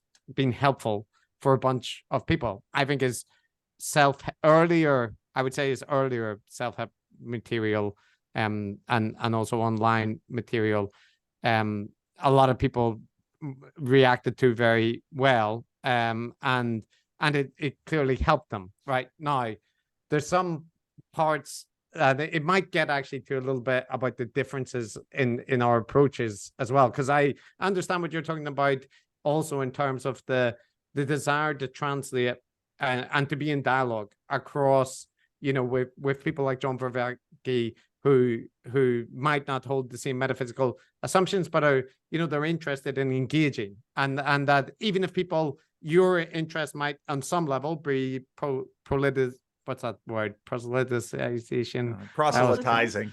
Proselytization. Of making Christians out of atheists. Yeah, to some extent, right? Like, and there's nothing wrong with that, I think, because that's, the in the same respect that I think it's good to promote, like, academic and like critical thinking. It's all down to what people value and think is good. But what I wanted to highlight there is that, one, there's an issue that, like, one thing that we're very clear on from our podcast, from all the different people that we look at, that there's a lot of people out there having transformative effects on people through their engagement with online content. And it's almost a given that you'll get a lot of testimonials for various figures, right? And there are people who we would probably all agree that that are bad, right? But they'll still get powerful testimonials. I Then there are followed Andrew Tate, and I'm getting more tail than I ever got before. Right. Yeah. But also, you know, Andrew Tate is promoting now, like in Islam. some variety. Some variety of Islam, whatever that is. Some variety is probably the correct way to put it. But I'm thinking, you know, Tony Robbins and so on as well. Like there's a lot of people that are powerful orators and good with self-help messages. And I would count Jordan in that. And also that in a certain respect, that thing that I raised at the start about the ability to speak in a very fluent way across bringing in lots of world history and myth, and it's intoxicating for people, for good and for bad. I think that way of speech is a gift that people who are good orators have. So one of my points is a potential issue that the heuristic of transformative experiences can also be a constant with people that are you know, fundamentally still exploiting people or kind of like promoting divisive messages, and there are different like levels of that. But the other part, and this I think it really catalyzed for me when you were saying it, is, you know, people are focusing on different things, right? When they're in discussions. And when I look at the content of Jordan and Jonathan and various other people, and much lesser extent John Vervaeke, I pick up a lot on the promotion of conspiratorial thinking, the comments about the war in Ukraine, anti-vaccine rhetoric, climate change contrarians. And if you go to, you know, Jordan Peterson's timeline, you'll see hundreds of tweets all about those topics. It's not incidental to his project. He's setting up a conference and organizations, Jonathan Pajot is part of them, which are outlining, you know, as they define it, an alternative vision. And people in those groups are also tend to be very relaxed about their criticism towards Hungary or other authoritarian regimes that couch it in Christian or kind of religious values. And to me, that looms large in their content, right? So that when I see people having discussions which doesn't criticize that or doesn't push them on it, and when I raise it to people, they say, well, I'm not interested in their political stuff. That's not what I'm talking to them about. It feels to me like that's ignoring a kind of big envelope of criticism. And that I'm not saying that everyone that engages with Jordan Peterson is going to become, you know, like a supporter of Putin and a strong anti-vax person. But I would say that those are not minor parts of his output, including in his podcast. And the fact that he works for the Daily Wire now, you know, kind of like a self-identification is that he's on the polemical side of, or the partisan side at least, of the right-wing media ecosystem. And so I guess that I'm curious your thoughts on that, because it might, I think that might be part of the reason that, you know, when you look at our content, you see that we are kind of focusing on the wrong thing and missing things. And I probably feel the same about when I'm looking at the content of, you know, the discussions about egregores and the symbolic interpretism. And a very last thing that I promise I'll shut up is that I saw a video by Jonathan Pajot where he promoted Alex Jones as having good intuitions and insight and kind of made some, you know, various jokes. And this was in the context of Alex Jones facing that trial for what he did to the Sandy Hook parents, right? And to me, I'm not Christian. I don't have I have a set of morals where when somebody has tormented the parents of dead children, telling your audience, this guy's good and he kind of gets it and he's a bit bombastic. No, like if you actually dig into it, he's an immoral predator on people. And I think that stuff like that is irresponsible. And where a lot of my criticism comes from is in that vein, not in the stuff, Andrea, that you were, you know, discussing earlier about enchantment or the tolerance for ambiguity, because there I think a lot of it comes down to personal values and perspectives. But that other stuff, you know, Paul, you asked at the start about whether I see what I'm doing as like good or, you know, in those, I see pushing back against that kind of aspect to be something like necessary, not necessarily that I need to do it, but like it is good to try and oppose like conspiracism and stuff that leads to people being exploited and made more polemical in nature. So yeah, that's a bunch of stuff, but yeah. Well, let me start with the second and then connect it to the first. Part of the question of liberalism, the relationship between liberalism and modernity is a big one, but I'm not going to go too far with that right now. But part of liberalism, if we say we're more or less continuing to be in at least a relatively liberal political conversation atmosphere, is people do get to have their opinions, their religious opinions, their political opinions, their allegiances, their alliances, and it's fair game to judge them on them. Yeah. And we all tend to have our politics and religion, even if it's not terribly explored. You know, for the most part, people sort of receive a first draft from their parents of all sorts of things, and that those drafts tend to get, you know, updated. Our mappings get updated as we go along. So and morality. So I don't know if you've read any Tom Holland, the English historian, wrote a book, Dominion. Yeah, I'm familiar. So his argument is basically that Christianity's impacted a lot of stuff in the West, and it's deeply, if you compare, let's say some of our attitudes. I mean, your attitude that you know, we would characterize Alex Jones as evil because he is, on one hand, he seems to be profiting from the misery of a group that, if anything, all our hearts should go out to them, that are the parents of the victims of these children in Sandy Hook. Yeah. I mean, this is an astounding tragedy. You know, it's connected to all sorts of things, but and Tom Holland would say that very much comes, I mean, part of that, at least, certainly part of it's biological. We sort of, you know, we have our mirror neurons. We see those crying parents, and I'm a parent. And so, oh, wow. Yeah, absolutely. So yeah, someone who would somehow not be, you know, someone who would sort of take advantage of the misery of these people, that you don't have to be a Christian, someone who goes to church, to look at that in the West and say, oh, that's pretty evil. You know, and so you say, okay, Jonathan Peugeot was soft on Alex Jones. Well, I'm gonna let Jonathan talk with the nuance he does about Alex Jones, so on and so forth. But that is a morality, and that is a very common morality that we pick up from our culture. I mean, I'm not going to say that, you know, you can't really have morality unless you're a Christian. Well, no, I think actually we pretty much crowdsource our morality, and that's been embedded with us multi-generationally. I think culturally, and you'll notice cultures have separate moralities. And living in Japan, you know, you'll notice interesting comparison between what you grew up with and what there's in the Japanese space.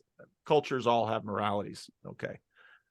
Now, so let's just understand morality in that way and say that people get a chance to critique each other with respect to, well, how do you assess the Holocaust? Do you deny the Holocaust?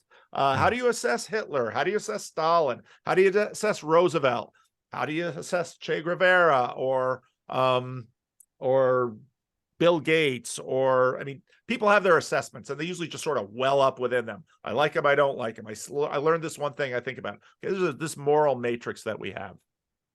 And we're all participating in that, and we can't in many ways sort of brag about it, because in many ways we sort of receive it. And like many of our beliefs, it sort of wells up in us unbidden. So there's that's a moral conversation that we're all participating in. Now, the first thing that you talked about is the heuristics of transformative experience. And I think that's really important. And as a pastor who pays attention and has, in fact, a I'm very clear about people. I'm a Christian minister, and I would love you to join me in my religion, Christianity. And boy, join my specific church, the Christian Reformed Church, even better. Maybe. I don't know that it's always right for everyone, but that's a complex thing. But I, of course, have watched a lot of transformation out of Christianity, and we're seeing that on a large scale now in the culture. People looking at church and saying, like yourself in some ways, saying, I don't really think participating in this institution or reinforcing the beliefs that let's say were passed on to me from my upbringing, I don't think this is necessarily good. So then it's touching on that broader moral matrix. It's nuanced, of course. You're going to say, Irish Catholicism. There's a big subject. There's good things, there's bad things, the fight over Northern Ireland. I mean, big, huge thing. But you've got moral sentiments with respect to it. You've got moral feelings. And you yourself underwent something of a transformation. You don't go to church, you don't identify in that way. You went to universities, you had other kinds of transformation. And I am in the business of transformation, as is John Vervaeke. And in some ways, my relationship with John Vervaeke and the transformations he's seeing and the tools, that's a very complex relationship I have with John. Even with Jonathan Pageau to a degree, because a lot of people are joining the Orthodox Church. I really celebrate when people join the Orthodox Church because, hey, they're part of the Christian family.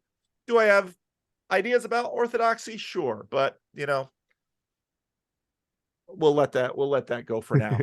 But I'm absolutely down with you in terms of, I see people leave Christianity, leave the church, leave their wives, leave their families, leave their husbands. I see people transforming all over the place lately. I think we're in a phase right now where a lot of people are transforming. A lot of people, they're discovering this, they're discovering that, they're going to Tony Robbins, and immediately one of the first things that they say is, this is an upgrade. Boy, I'll tell you, ever since I left Christianity, not afraid of demons. I don't worry about hell. I have my Sunday mornings back. I no longer have sort of a domineering sexual ethic I have to satisfy. I don't have to worry about Jesus talking about lust of the flesh or lust of my eyes. I mean, boy, talk about liberation. This is surely an upgrade. And hey, I totally get that. I can feel the pressure of Christian discipleship on me. But I see these momentary transformations as fairly small things. And what's different from, let's say, a pastor from, let's say, a therapist, is therapists look at these people in a little small box, and well-being is sort of their gauge. And, and so a therapist might tell you, leave that sack of dirt you're married to and get out there and have a better life. Okay. As a pastor, I'm seeing people in the wild. And I'm seeing people for long periods of time. And I'm seeing them in connection with their spouse and their kids and their parents and their jobs. And so for me, these heuristics are very interesting, because when you walk with people over decades, you begin to have wonderings about you begin to evaluate these transformations, and you say, now, yeah, you're not under the Christian sexual ethic anymore. You got your Sunday mornings back. You no longer have the kind of death anxiety you had before. But these other death anxieties come in, because now suddenly you have to get all of the good stuff between 0 and 80, and that's it. And then you begin to notice that, well, now there's a certain amount of YOLO. You only live once. Boy, if I'm going to get this all in, I got to get this all in. And maybe, I sure hope my kids are going to be okay if I divorce that jerk, but they'll be all right. They'll get therapy. And you just watch this systematically.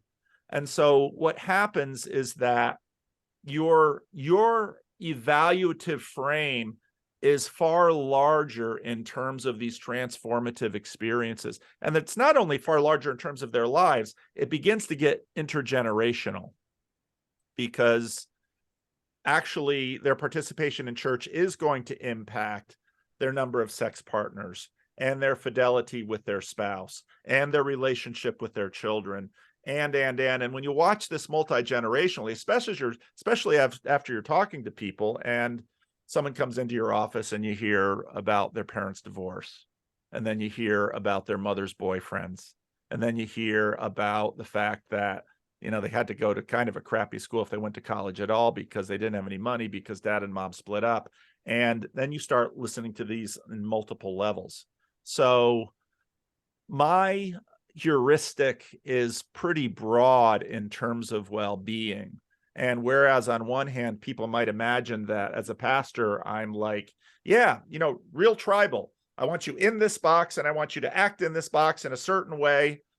I've seen people who have deconstructed from Christianity, and I think it's probably a good thing they did. Probably a good thing they did. And I actually think that maybe 10 or 20 years from now, they're probably going to come back to their faith, and they will likely have a stronger, healthier, some ways sadder faith because of their deconstruction than they would have had if they had just sort of white knuckled it in the institution. And so, you know, and that's part of the reason I got into this space, is because Jordan Peterson sort of lit up a bunch of things for these people. And same, just like an evangelistic crusade, you know, Billy Graham comes to town, you come forward, you pour out your heart, you give your life to Jesus. That's in the evening. You know what you really need to do? They're probably going to need a new friend, and they're probably going to need a new group of friends, and they're probably going to have to be mature and fairly stable. And again, it's not very different from getting off of alcohol and having that transformative experience of going to sobriety. And so even though, of course, I have a religious frame, I also see these transformative experiences within a much broader purview. And that isn't disconnected from your question about Alex Jones.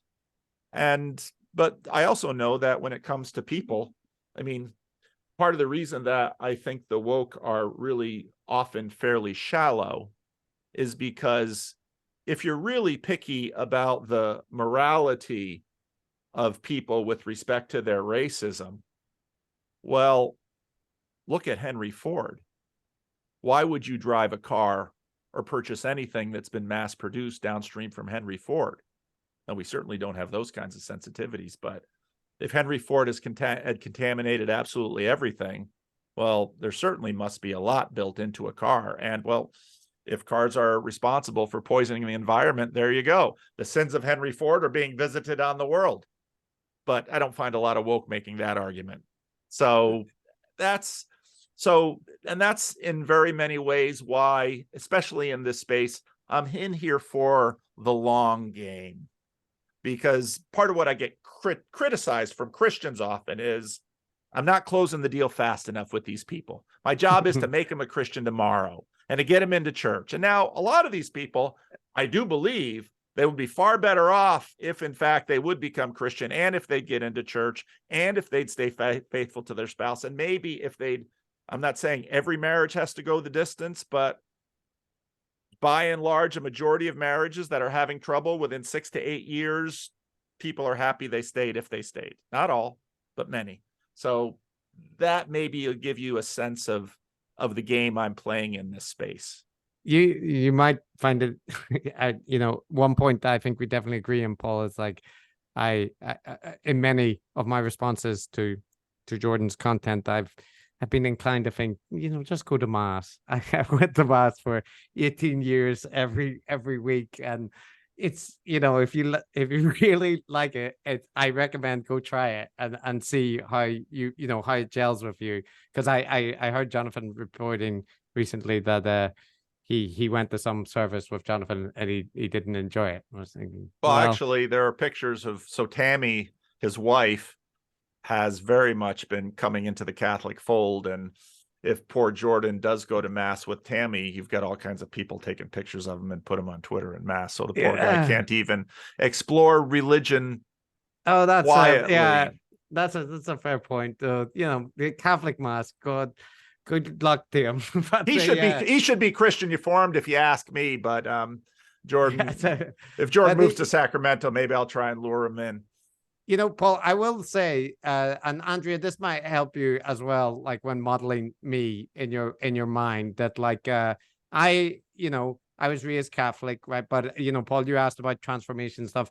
As far as I can recall, as soon as I thought about, religious kind of stuff, I was not a believer. Like when I was too young, I was too young. I didn't think about it. And when I did, I have like very early like experiences that, kind of thinking that the stuff in the Bible was stories, was like the way that so this is just to say, like, I think I had a kind of atheistic aspect to me for a long time, and then came across, the Andrea, the selfish gene, and the like not the God delusion, but more kind of science and that worldview, and found it appealing. But I actually got heavily into Buddhism and introspective practices. I joined a meditation group and stuff in Belfast, which wasn't that easy to find, and went on like a kind of 12 months bumming around various like Dharma centers in North America. I took a gap year with my own money, I would add, not like Sam Harris's one I saved up. But the and then I went to university to study religion, as I said, and I mainly did that initially because of like a fascination with Buddhism, and also growing up in Northern Ireland with the Protestant and Catholic conflict that was also, like formative. But when I went to university and started studying about Buddhist history and traditions, I basically found that I had consumed a very specific form of Buddhism, the Western, like the kind of Western Buddhism, right? That is very popular, and that it gelled with my perspective because it was specifically designed to gel to my perspective, right? Yeah, and I find that the actual history of Buddhism in all of the Buddhist countries was like much more fascinating, much more complex, and much less morally pure, right? There were pogroms, there were sectarian violence, and so on, and then my image of Buddhism was made more complex and more interesting, and that's the way I kind of approached for all of the the religions that I went on to study, and subsequent research about ritual and that kind of thing. But so my transformative experience that I would frame it as is like a series of things where I have an idealistic image which is smashed, and then I find the more complex like critical engagement to be more fascinating and interesting, and not so reassuring, but like a kind of, that's the reality of the world to me. It was like the Buddhist history is not the simple morality tale about like a scientific religion. It's actually that there's fascinating history, and the same applies to Christianity and all the divisions between all of the different groups. I find all of that history and kind of social aspects fascinating. The metaphysical aspects leave me cold, and it could just be my personality, it could be tons of things, and I am inclined, Paul, because of that, I'm a fan of writing about like human evolution and viewing humans as a social primate species. And I actually, Andrea, you were asking about the like, where do you get enchantment, or where do you feel beauty? And I would say phenomenologically we're all humans, so no matter what the satanic versus people or whoever, they will have the same phenomenological experiences. But whenever I look at humanity and the history of human from the lens of like us evolving and as social primates, I don't find that reductionist. I find it kind of like, in a weird way, beautiful, the kind of natural world connection and all that kind of thing, and not in a pantheistic way, just in a way that like when I look at our close primate relatives and you see the way that they interact with their infants and whatnot, and I know they don't, the moral systems would be much more questionable but I'm just saying that level of like affection and care directed towards infants, I can recognize, a kinship there. And then in the societies, I think there's going to be an irresolvable debate where I feel like religious people have an inclination to take credit for the development of morality within given societies, and that is often sort of justified because a lot of the institutions talking about morality throughout pre-modernity were religious in nature. But if you view it that, you know, humans are social primates and that to exist in the kinds of social groups that we do, we have to behave in a way that is not entirely cruel and dictatorial. Like cooperation overall makes us like, you know, it distinguishes our species, our ability to communicate with, or cooperate with non-kin, then that creates an incentive that then social institutions and stuff come across on. And I feel like a lot of the research that I'm interested in shows that, you know, you can use religions to build communities and institutions, but a lot of the stuff that we rely on is also built by, you know, health services and governments and secular systems of tolerance of different religions and so on. So I think that secular people and religious people can always just pick and choose what they want to emphasize as the ultimate source. But I guess where we are likely to agree is that in my case, I think there are intuitions that are early developing towards, like, you know, empathetic behavior towards others and behaving pro-sociality. And the best forms of religion, I think, emphasize that and make it into a higher virtue. So as far as that is what people are aiming for, I'm all in favor of it.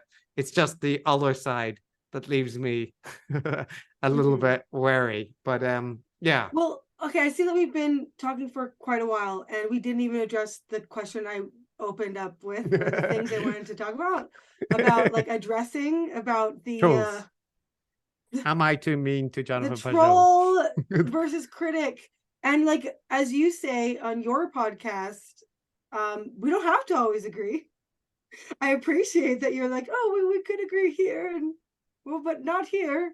Well, that's okay if we don't agree on all the things, as you guys mentioned, you know. But that is nice that we could agree on some of the things. Thanks for tying it in. We could have ended there, but then I was like, wait, you want the I answer. opened up this and we didn't even touch on it. And I actually don't want to keep Paul at the office any much longer, and you have work day and I have children. I mean, my husband has put them to bed, but I probably should go make their lunches. Like, give that kid some penicillin. Yeah. Oh gosh, I'll never live that one down. But Chris, we didn't even talk about your Twitter life. If you were not, this is an intervention, Chris, active on Twitter. Are you that different on Twitter than Jordan Peterson? But yes. Okay, we've been engaging with you about your podcast, and that's and the conversations I've had with you before. But on Twitter, like I told this to Paul earlier, and I was like, I think I'm going to say this. I mean, I only like DM you if I like want to talk to you. I don't really want to write you if I disagree with you, which I don't actually really see your stuff much because I'm just posting my vintage fashion photos, and somehow the algorithm doesn't match us, I suppose. I wonder why. My vintage fashion. I know, I'm just too sunshiny. And but even if I did see something that I was like, well, I don't know if I'd go that far, and they're like, okay, well, that wasn't fair, you know, which is my extent of like how I usually think of things. That's your level of altruism. It is because I am so like, can we just get along, please? Like that's me. I'm the one who's like, can we just agree, please? Like that is me, actually. That's why it's really fun that I appreciate you tried to bring it all together with an agreement thing in the end. But like, I don't want to write that thing that I might disagree with you on, or even be like, well, that's really not fair. Can you be more charitable? Even if I don't want to write that, because I actually am like, I don't know which Chris I'm getting. This is like, an intervention. The more happy-go-lucky. No, because I've actually talked to him about this before, and he's just like, this is just my way. But like the happy-go-lucky kind of Irishman, spunky. Or like Twitter Chris, who is really mean. Really mean. Just really, really, really mean.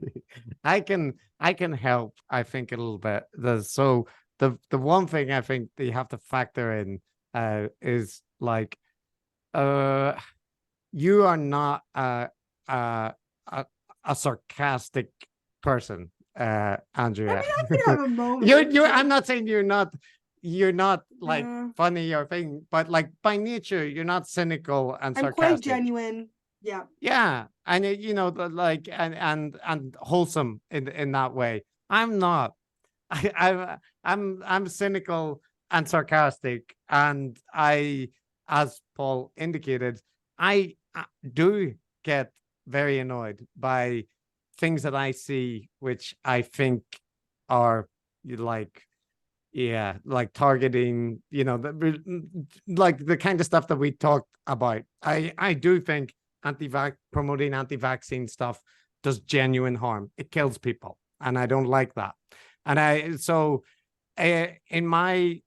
I'm not saying that like on Twitter, therefore everything I do is justified and morally good. No. How many vaccinations have you had of the COVID?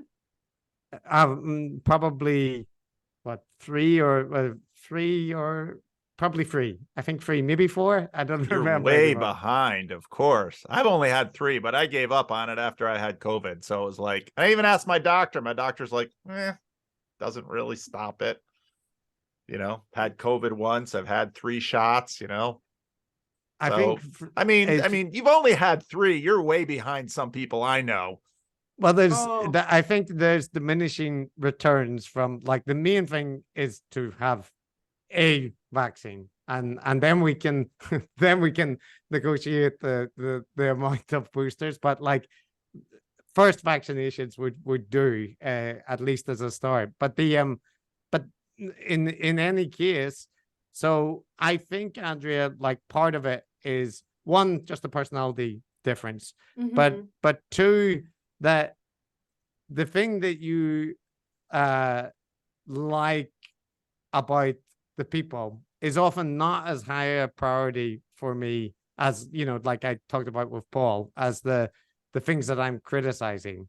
And then I do think it's, and this is my own fault, but like, my tone on Twitter, I would say, is the same as my general tone. The difference is you can't hear my tone. I know, and I've said this to you before. I do think the Irish lilt helps, but yeah, or longer format, right? But like, actually longer format, yes, and that's why I get frustrated, because I see what seems really unfair. Because you can do. I interrupted you. I'm sorry, but I'm gonna. No, go ahead. So I see you do a lot of what do you call it? The threads, but even that barely scratches, and which is why you could have had a conversation with somebody you had on your podcast, David Fuller, like, not me, but David Fuller. I'm not somebody who could handle such things, but David Fuller, with his journalistic background,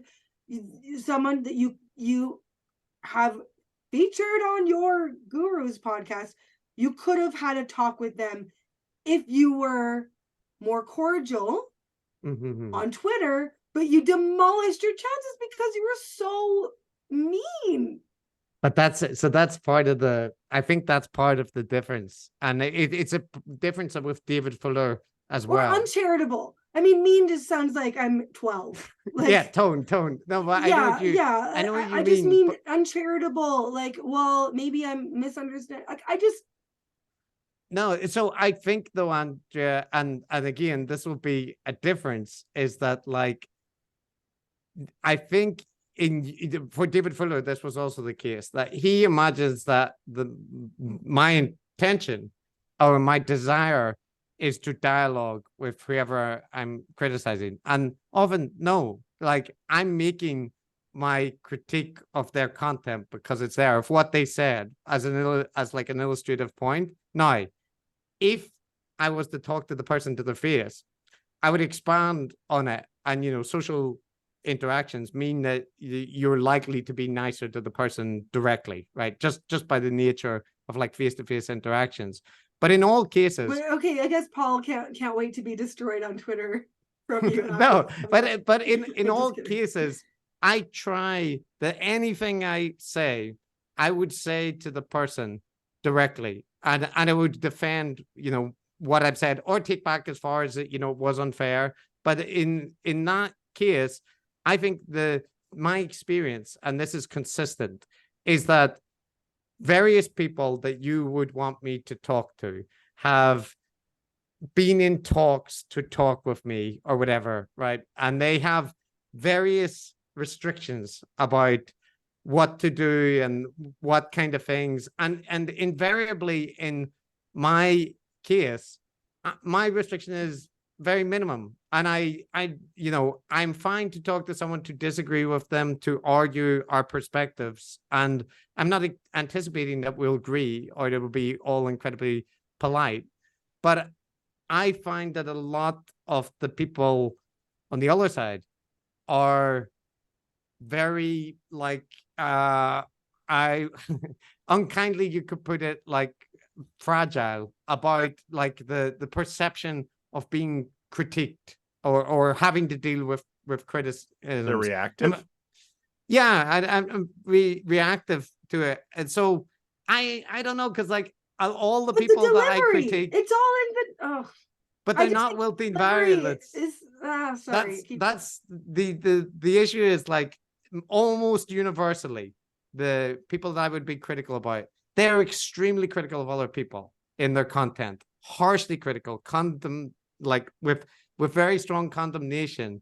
And my view is, if you're going to do that, you have to be like, you don't have to talk to people. There's no obligation, but you can't like kind of act like it's beyond the pale to give harsh criticism if you're issuing harsh criticism. Yep. So when we receive, go ahead. Sorry, I'm sorry. Oh, sorry, Paul. Yeah. So I spoke a lot. All I was saying was, if we harshly critique people, we have to be willing to get harsh critiques back. And I'm talking about us. And on the podcast, as you know, we have the policy that anybody that we cover, right to reply, I know, they can come on, and some people have, and it's in some cases it's been fine, and in other cases like slightly less comfortable, but it's all okay, right? And I don't see the same level of comfort with some of the other people that I critique, and I think it's related to egos. But you've also critiqued, and I think there's some fairness in it. I forget exactly how you phrased it.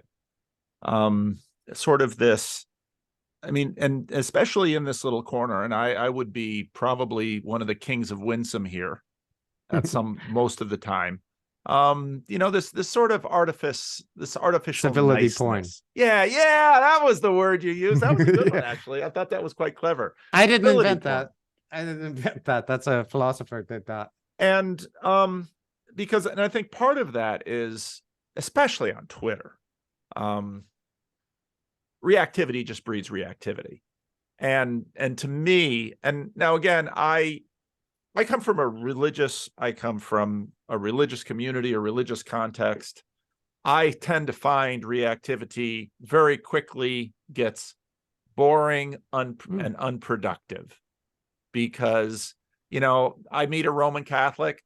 I know a bunch of things I can say that are going to push their buttons, and I'm a Calvinist.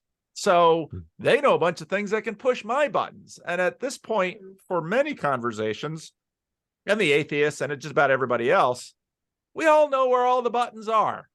And we can just play that game, pushing each other buttons. And that's what Twitter does. Just everybody's pushing each other's buttons. And at some point, it's like, all right, well, Jordan Peterson and the wokesters and the anti-Peterson and the woke, anti-woke. I watch that. And I just think it's pretty boring, actually, because what I'd really like to do is learn something. And I guess that would be the biggest critique I have of your podcast. I've listened to maybe 3-4 episodes. I don't really feel that I've learned anything. And especially Decoding the Gurus. I mean, I got into this thing because I sort of wanted to figure out what on earth was Jordan Peterson talking about. And it didn't really help me learn anything. And so, and on Twitter, I have, for me, I have found that on Twitter, I have to be really careful on Twitter. And I have these little rules I have for myself on Twitter, because I'll only go back and forth maybe once or twice with someone, and then I'll just stop. Give them the last word. That's fine, because no, I don't know so again, part of me is curious, and I have a question of, can Twitter be a learning tool? And I think it can. Can Twitter be a community building tool? That's tougher. Is Twitter a good conversation tool? That's really tough, especially if there's disagreement, because part of, and again, as a pastor, one of the things you learn fairly early on is, if you have a church conflict, get off the computer and get into a room with them in person right away. Because on a computer, there's no context with text. And on Twitter, when it's compressed, especially that whole environment, it's like, boy, it's just like a dogfight in there, or a cockfight. It's just, just blood sport. And so I don't know. I mean, you can do what you want with your podcast and your Twitter, but for me, I would be more interested in your Twitter stream and in your podcast. If I'm not saying, actually, even in this little corner, there are times when I get a little tired of the civility porn. I do get tired of it. But part of what I've learned as a pastor is, if you really want to go to interesting places in a relationship with someone and in a conversation with someone, you have to build the trust. Because, if I really want to talk to John Vervaeke about the Christian faith, which I really did want to once, we got to know each other a little bit, we keep building that trust, so that finally, when we get to a place where he can really ask me a difficult question, one of those things in my head that when I hear about it, I think, boy, I just spent the last 50 years of my life investing in a fairy tale. I mean, don't think that all of that new atheist stuff doesn't get purchased sometimes in my head. But then on the other side, he's got his list too. And what I find to be the more interesting spaces are when we can sort of, okay, John is not going to kneecap me. I trust him. He trusts me. Let's sort of put down our walls and let's see the world from another perspective. One, let's say, who has stayed away from the faith and has invested in science and done all of this stuff.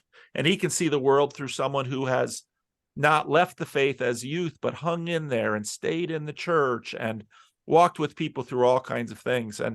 And for me, if you ask, what's worth my time, creating those kinds of spaces where that can be done, that's worth my time.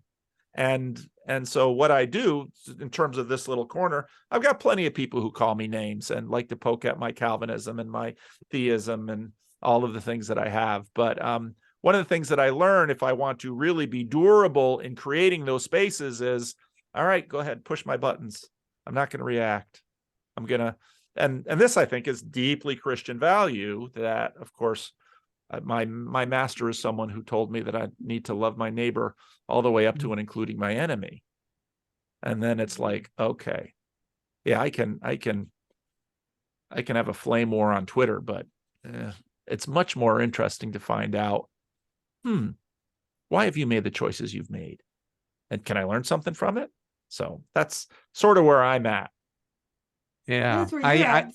Okay, I want to hear Chris's I don't want to reaction. keep you guys too long, so I'll try to be concise, which is against my nature. But so I agree, of course, Paul, and especially I think, when I think about Twitter's changed over time, and I think since Elon Musk has took over, it's become a worse place in a lot of respects, because the algorithms are back to promoting like the kind of most clickbaity content. And I do remember when there was and I'm sure you've experienced it too, where you could get into Twitter communities like the open science movement in psychology, and you had lots of interesting discussions with people about whatever your particular topic might be, and you could come across interesting papers or interesting talks.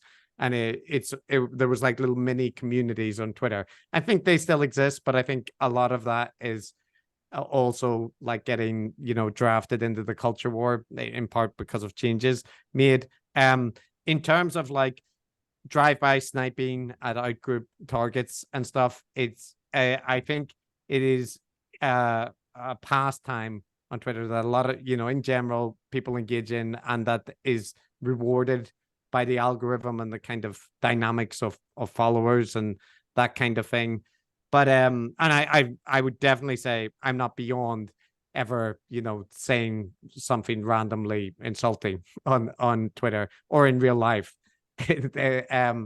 But I think, Andrea, and this would apply, Paul, to some of the points you made too, that like there is the thing about, you're completely right, and I agree that, if you want to engage in dialogue with someone and you want them to trust you, you have to build the foundation. And that even in the case where you strongly oppose someone's worldview for various reasons, that could still be a useful experience, right? There's plenty of content I like where people are dealing with extreme worldviews and engaging humanistically, right? And they're never not condemning the worldview, but they are trying to understand it and approach it. And I think that's valuable. An anthropologist and just a human, I think that's valuable. But I do also think, and I think this is the part I'd push back a little bit with you, Paul, as well, is like someone like Jordan Peterson. I feel like you have spent a lot of time with his content, and you have, a particular engagement with it, where in the perspectives, kind of, all the stuff that you've talked about in our conversation. And so the kinds of like rhetorical tactics, like for example, saying that people going to a church or going to an art thing to look at a religious painting proves that there's like a fundamental pull of religious iconography. Like, to me, that's an obvious over extrapolation, because people go to look at all kinds of art, right? Like the lobster phone is a thing in the Tate Modern, and it doesn't mean that is a objective object of beauty. People go to see things in museums. So when we are pointing out rhetorical techniques, I think for some people they regard that as like superficial, or if we're highlighting the kind of thing about framing, like for example, that to do science you have to be religious because it involves focusing on a higher truth, right? That a belief in a capital T truth. To me, that kind of stuff is interesting to highlight the like the structure of the arguments and where there's logical leaps. I think for other people, they're kind of like, even if I agree with your critique, it's not like, who cares? He's just making a throwaway point. So I think your mileage will vary depending on the people that we cover and your level of familiarity with them and like what you're getting out of them, right? There are people who I don't see how you can miss the religious aspect of Jordan Peterson's content, but lots of people seem to, not regard it as particularly relevant, and that's fine. But yeah, so in terms of whether what I do on Twitter or matches the podcast or the way to approach it, I think it's just simply the case that people have different interests and tolerances, and the things which I critique harshly, I judge them personally. That I realize others will not agree, but I judge them as things that deserve to be criticized harshly, and that's why I'm critical of them. So if I'm on Twitter and I'm I recently retweeted Jonathan Pajot's video where he was discussing the number 666, right? And Andrea, I would suspect that you wouldn't have liked that tweet, right? Because it was and I'm okay. Glad. Okay, I saw that video come up in my feed, and I've actually watched it before, and I really like it. Okay, so see, I really like that video. Yeah, and that's so I don't. I know you're not against me liking things. Yeah, you can like in that space. Yeah. My comment was a sarcastic one, highlighting the kind of what I would see as numerology aspects of it. Right now, I know that this is. I know he says that. He said that.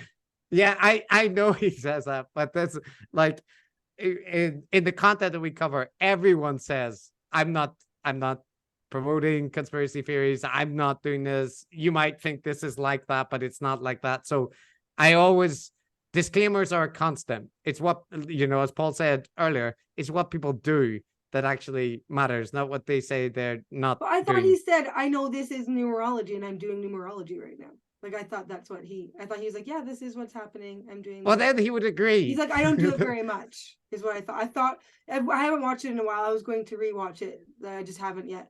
But I thought but numerology, I know that this is numerology, and yes, I will be doing numerology is typically a disparaging term used for when people are kind of like spotting patterns. Okay, I didn't know that. Well, typically is also, again, a function of a filter. Okay. Right. Yeah, but I mean, usually people don't describe what they're doing themselves as numerology. It's what other people designate. Oh, well, whatever word he's like, yes, I'm looking at numbers. Yes, like, yes.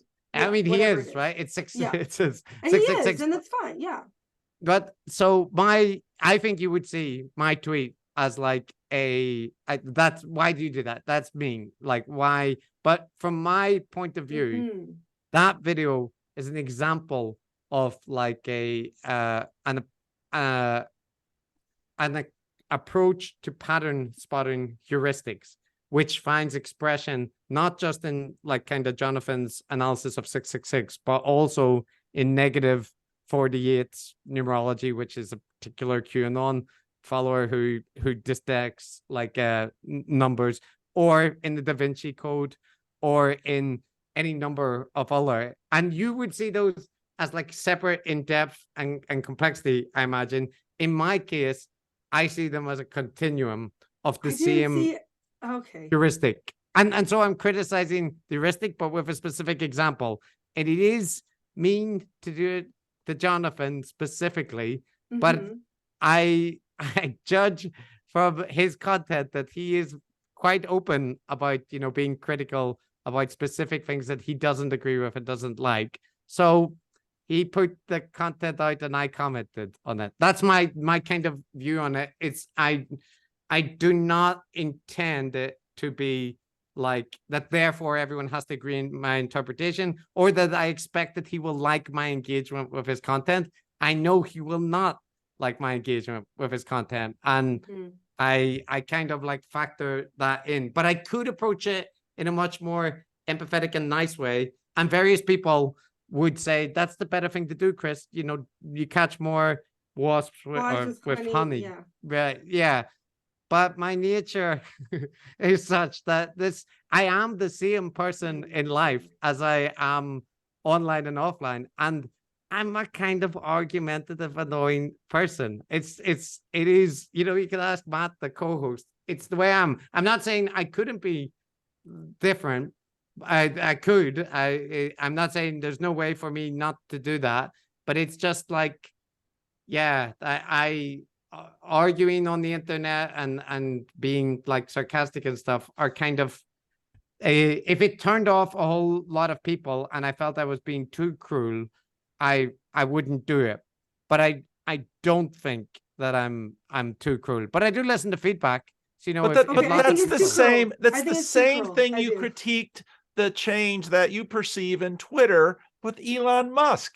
The critique you had is that since Elon Musk took over, Twitter is more reactive, less productive, and you're basically doing the same thing. That's what I hear you saying.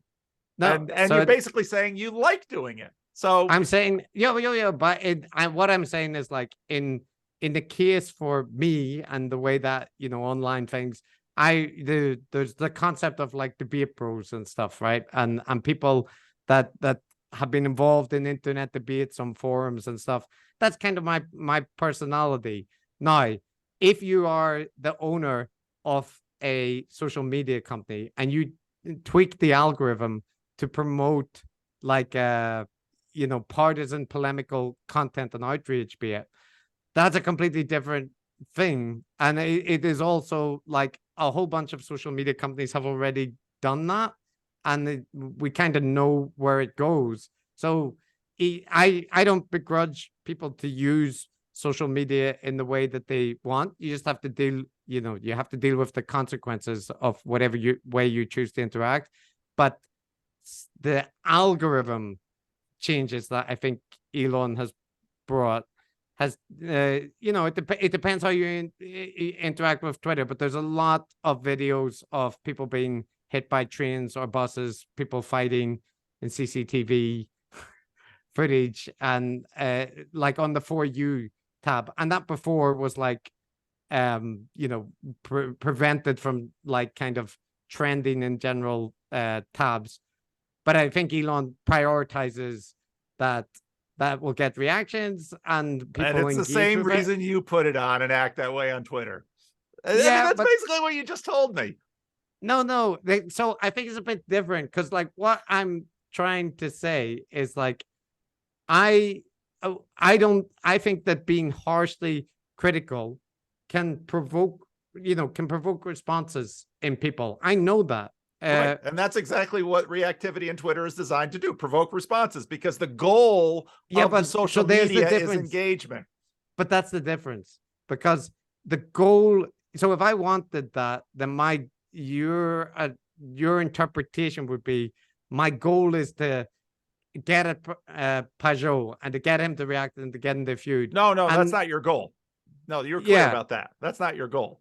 Yeah, my goal is to criticize the specific thing which I see as the critical, but not in the sense of like, because I want to drive engagement and create a feud, right? No, I know but see, I hear two things. One of the things is, I would say, and we don't have enough time to get into this, but you're essentially trying to fight a religious war or a spiritual war, because it's basically a culture war that you're engaging in, and you've got ideas of sides, and that's absolutely normal. We sort of binary the world, good, bad, and from there. But that I wouldn't say binary, because like the model is that the thing that I don't have is that everyone's perspective is equally valid. Like, it's equally fine to say Russia is being right. No, right. You have a moral universe that you're engaging in, and you're trying to push the moral universe more towards the good and resist the evil. That's what you're doing. I get that.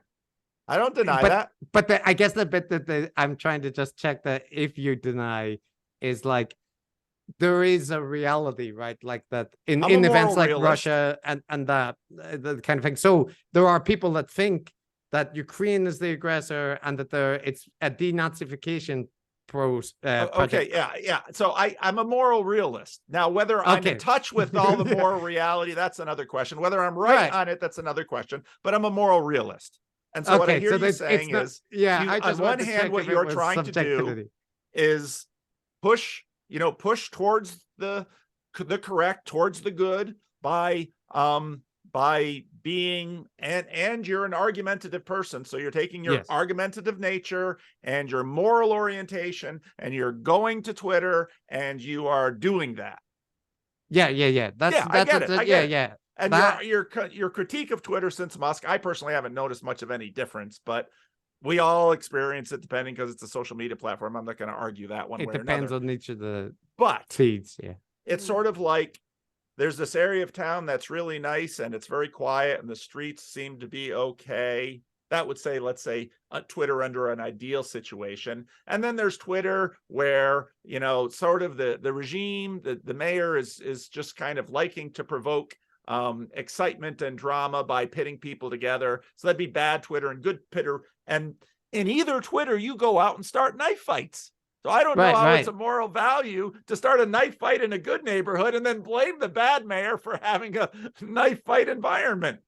So that would be in the case of like a point I think that would make it clear is that you and I would agree that like the targeting of the dead parent, the parents of dead children, is something that can be criticized harshly in a knife fight way. And it isn't the same as somebody else going out in a knife fight way to advocate that we should target the parents of children. I would argue that if I want to get someone to stop doing something bad, Well, I'm not a pacifist, so I do believe in police and military, et cetera, et cetera.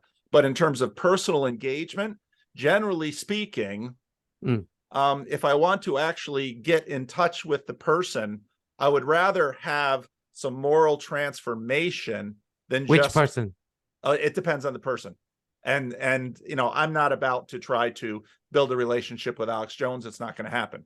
Right. And so the my target is not Pajot. If I'm not trying to necessarily transform You're him. attacking the spirit of numerology that's Right. out there in the culture.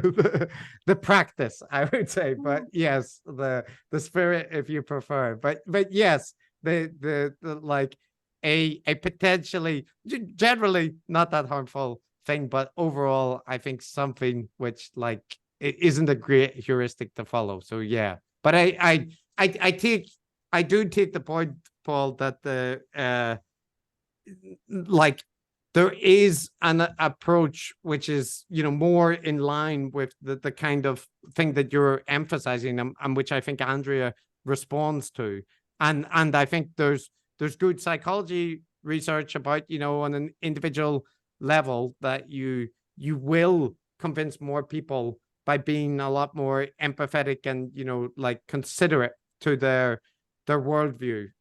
Like if that's what you want to achieve, that might be the more effective way to do it, right? Like for everyone to be more like a social worker than like, you know, it's getting a harsh critique is never enjoyable, right? But I would say that there is enough variation in the world and in my inbox that the kind of way that I critique people is not entirely ineffective at reaching people, and maybe is part of the you know, the kind of tapestry that exists for critical content. But I do realize it will alienate a bunch of people who don't respond well to that kind of thing. So it definitely is true that, you know, strategically, I think you would want to be nicer than I am if your goal was to, you know, convert as many people as possible to your worldview.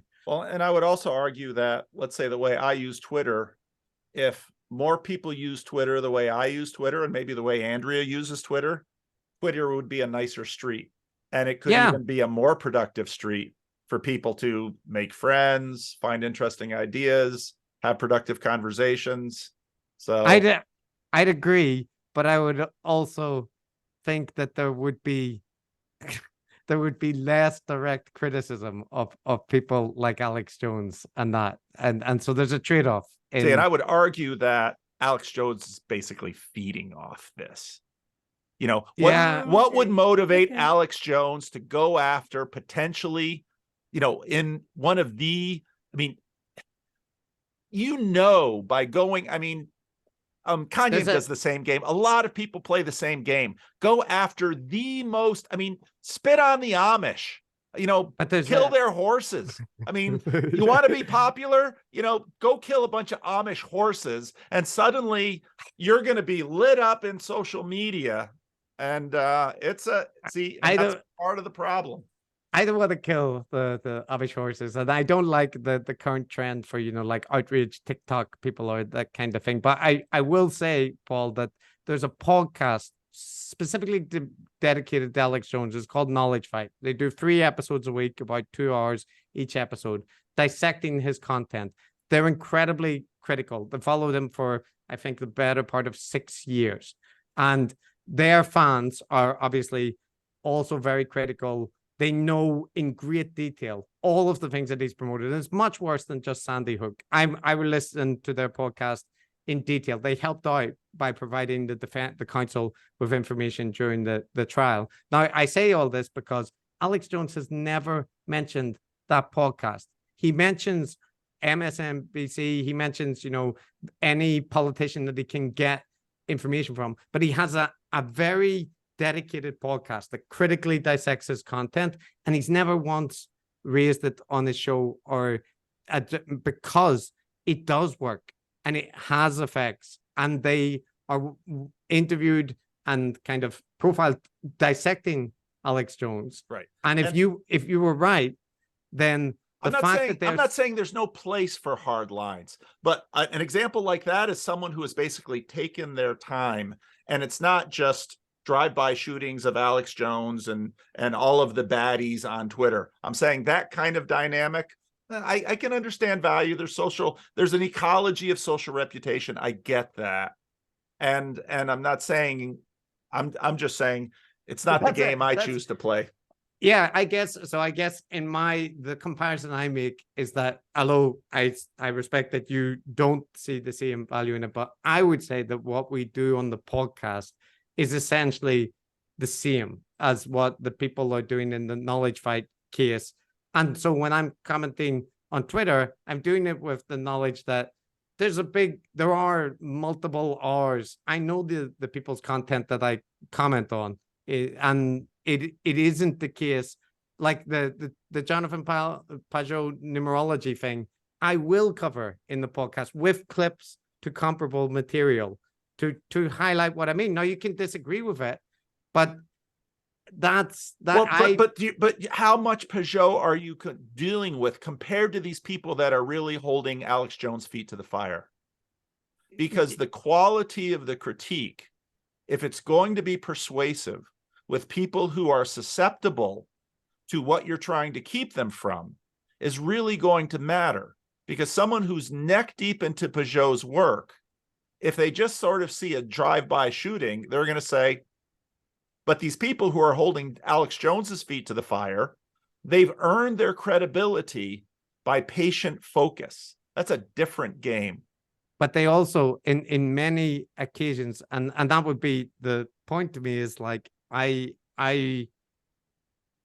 would say that obviously we're not like a podcast dedicated to Jonathan Pajot's content. We cover like a broad range of people.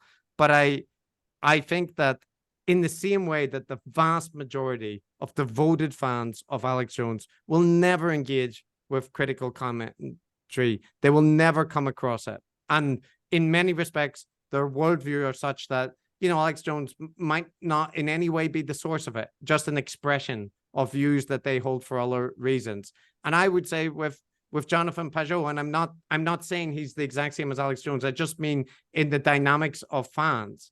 There are people that are strongly devoted to him, or that he's an output of their worldview, and they won't like and they wouldn't engage with the critical commentary that we would have. They would also see the numerology thing as like, well, it's not the same. The parallels that you're drawing are, they're superficial and not there. But I'm not expecting to convert people. I'm making a critical commentary, and then people can encounter it and can judge the validity for themselves, and I'm fine with that. Yeah. Like, I would also argue that a big part of Alex Jones's power comes from reactivity. Yes, I'd agree. And in some ways, it's sort of like fighting a flood with water. I'm going to be reactive back to Alex Jones, and you set up sort of this dynamic. And you know who Rene Girard is? No. Okay, he might be interesting for Sue. He wrote a lot about sources of desire. And he talked about basically we borrow desires from each other. He talked about mimetic rivalry. And what happens is someone who is always fighting Alex Jones eventually becomes a lot like Alex Jones. Staring into the abyss almost. Yeah, because off you go. You feed off each other. And I see this. You look at an unhappy couple. All they do, they're just feeding off each other. At some point, it's like, you two can play that game all the way to the grave, and you're going to waste your life. I completely agree that can happen. And I think there's various commentary, like critical commentary on dedicated to people, which is of that form that you're talking about, that like they hate the people, but they're kind of like attached to them. Right. And so I'm not saying that inherently, like, and also the dynamics that, you can have like the one side criticizing and then the like just a kind of feedback loop. That's completely true that dynamic exists. But I guess my counterpoint, Paul, is that that isn't everything. And that isn't what all criticism equates to. Nope, absolutely not. I agree. So those dynamics are in play and definitely impact things. But like, to give it another example, the hosts of that show, Knowledge Fight, they tend to be critical of when people release the the edited videos of Alex Jones doing crazy stuff because he likes the attention, right? And they're critical of that. Now, that dynamic is definitely real and applies. And I think, but I think there are ways that you can approach content and be mindful of those kind of things and be mindful of the audience that you're cultivating and what you're doing. And like, if you notice, for example, that your audience is becoming very polemical and targeted at people, there's ways to kind of push back against that, right? And show them, look, there are people on your side that behave in this way too. So like empathy is better, and you won't be able to control them all. And I agree with those values. So I'm not arguing for just condemn the evil people and like destroy them. That's not my position, which is probably why I'm like, kind of going back and forth a bit. But it's my position is that there is another version which sounds like what you're saying, which essentially takes a relativistic view of, well, everybody's doing everything and it, like all sides are engaging in demonization, and therefore it's all a matter of perspective. And since you're a moral realist, you somebody that believes, I imagine, in external reality, you don't think that it's all just perspective. And I don't think that. So I think there are things that you can push back on, and you should be careful. And I don't claim that I do it perfectly, but I would say that our podcast is in that vein, and my Twitter use is less considerate, but it is in line with my personality and how I use the internet in general. And you have to be responsible for that, and you have to like you justify it in whatever way you interact online. But I don't anticipate that everybody will consider the same lines in the way that they, criticize things or respond positively. I don't think I would catch Andrea in the way that I, critique things. But I also think, Andrea, that you are somebody that gets a lot of value out of the kind of approach that Peugeot and stuff offer. And there's nothing wrong with that, right? Like, just different horses for different courses. And yeah, I'm talking to you right now. We're doing it. I gotta go. It's late here. So anyway. Well, wrapping it up. So you don't think you're a troll, Chris? You think you're just in the critic space? I think, like, there's James Lindsay. I don't. That's a troll to me. There's Jordan Peterson's behavior on Twitter. That's trollish to me. And I think I can be harsh and sarcastic and maybe at times cruel, but I'm not like it is not the kind of polemical reactionary outpouring. I'm pretty selective in what I criticize very harshly. So yeah, and that would be the general thing. And I don't think that everybody on the opposing side is like an evil demon, just a bad guy, or that the sides are just like a black and white. There's tons of gray. There's kind of mixed things. So yeah, that would be the general thing. But probably everyone that's a troll doesn't think that they're a troll, so they have to factor that in. But that's it. But I think, Andrea, if you went to Northern Ireland, you'd meet a lot more people like me than you might anticipate. Yeah. Well, thank you for talking. Thank you, Paul, for hosting this. I actually really enjoyed most of it.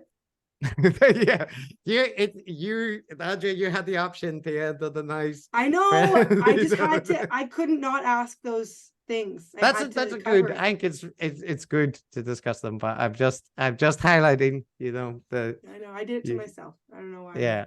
Glutton for punishment. Paul. I Nice guess to meet you, wanna- Chris.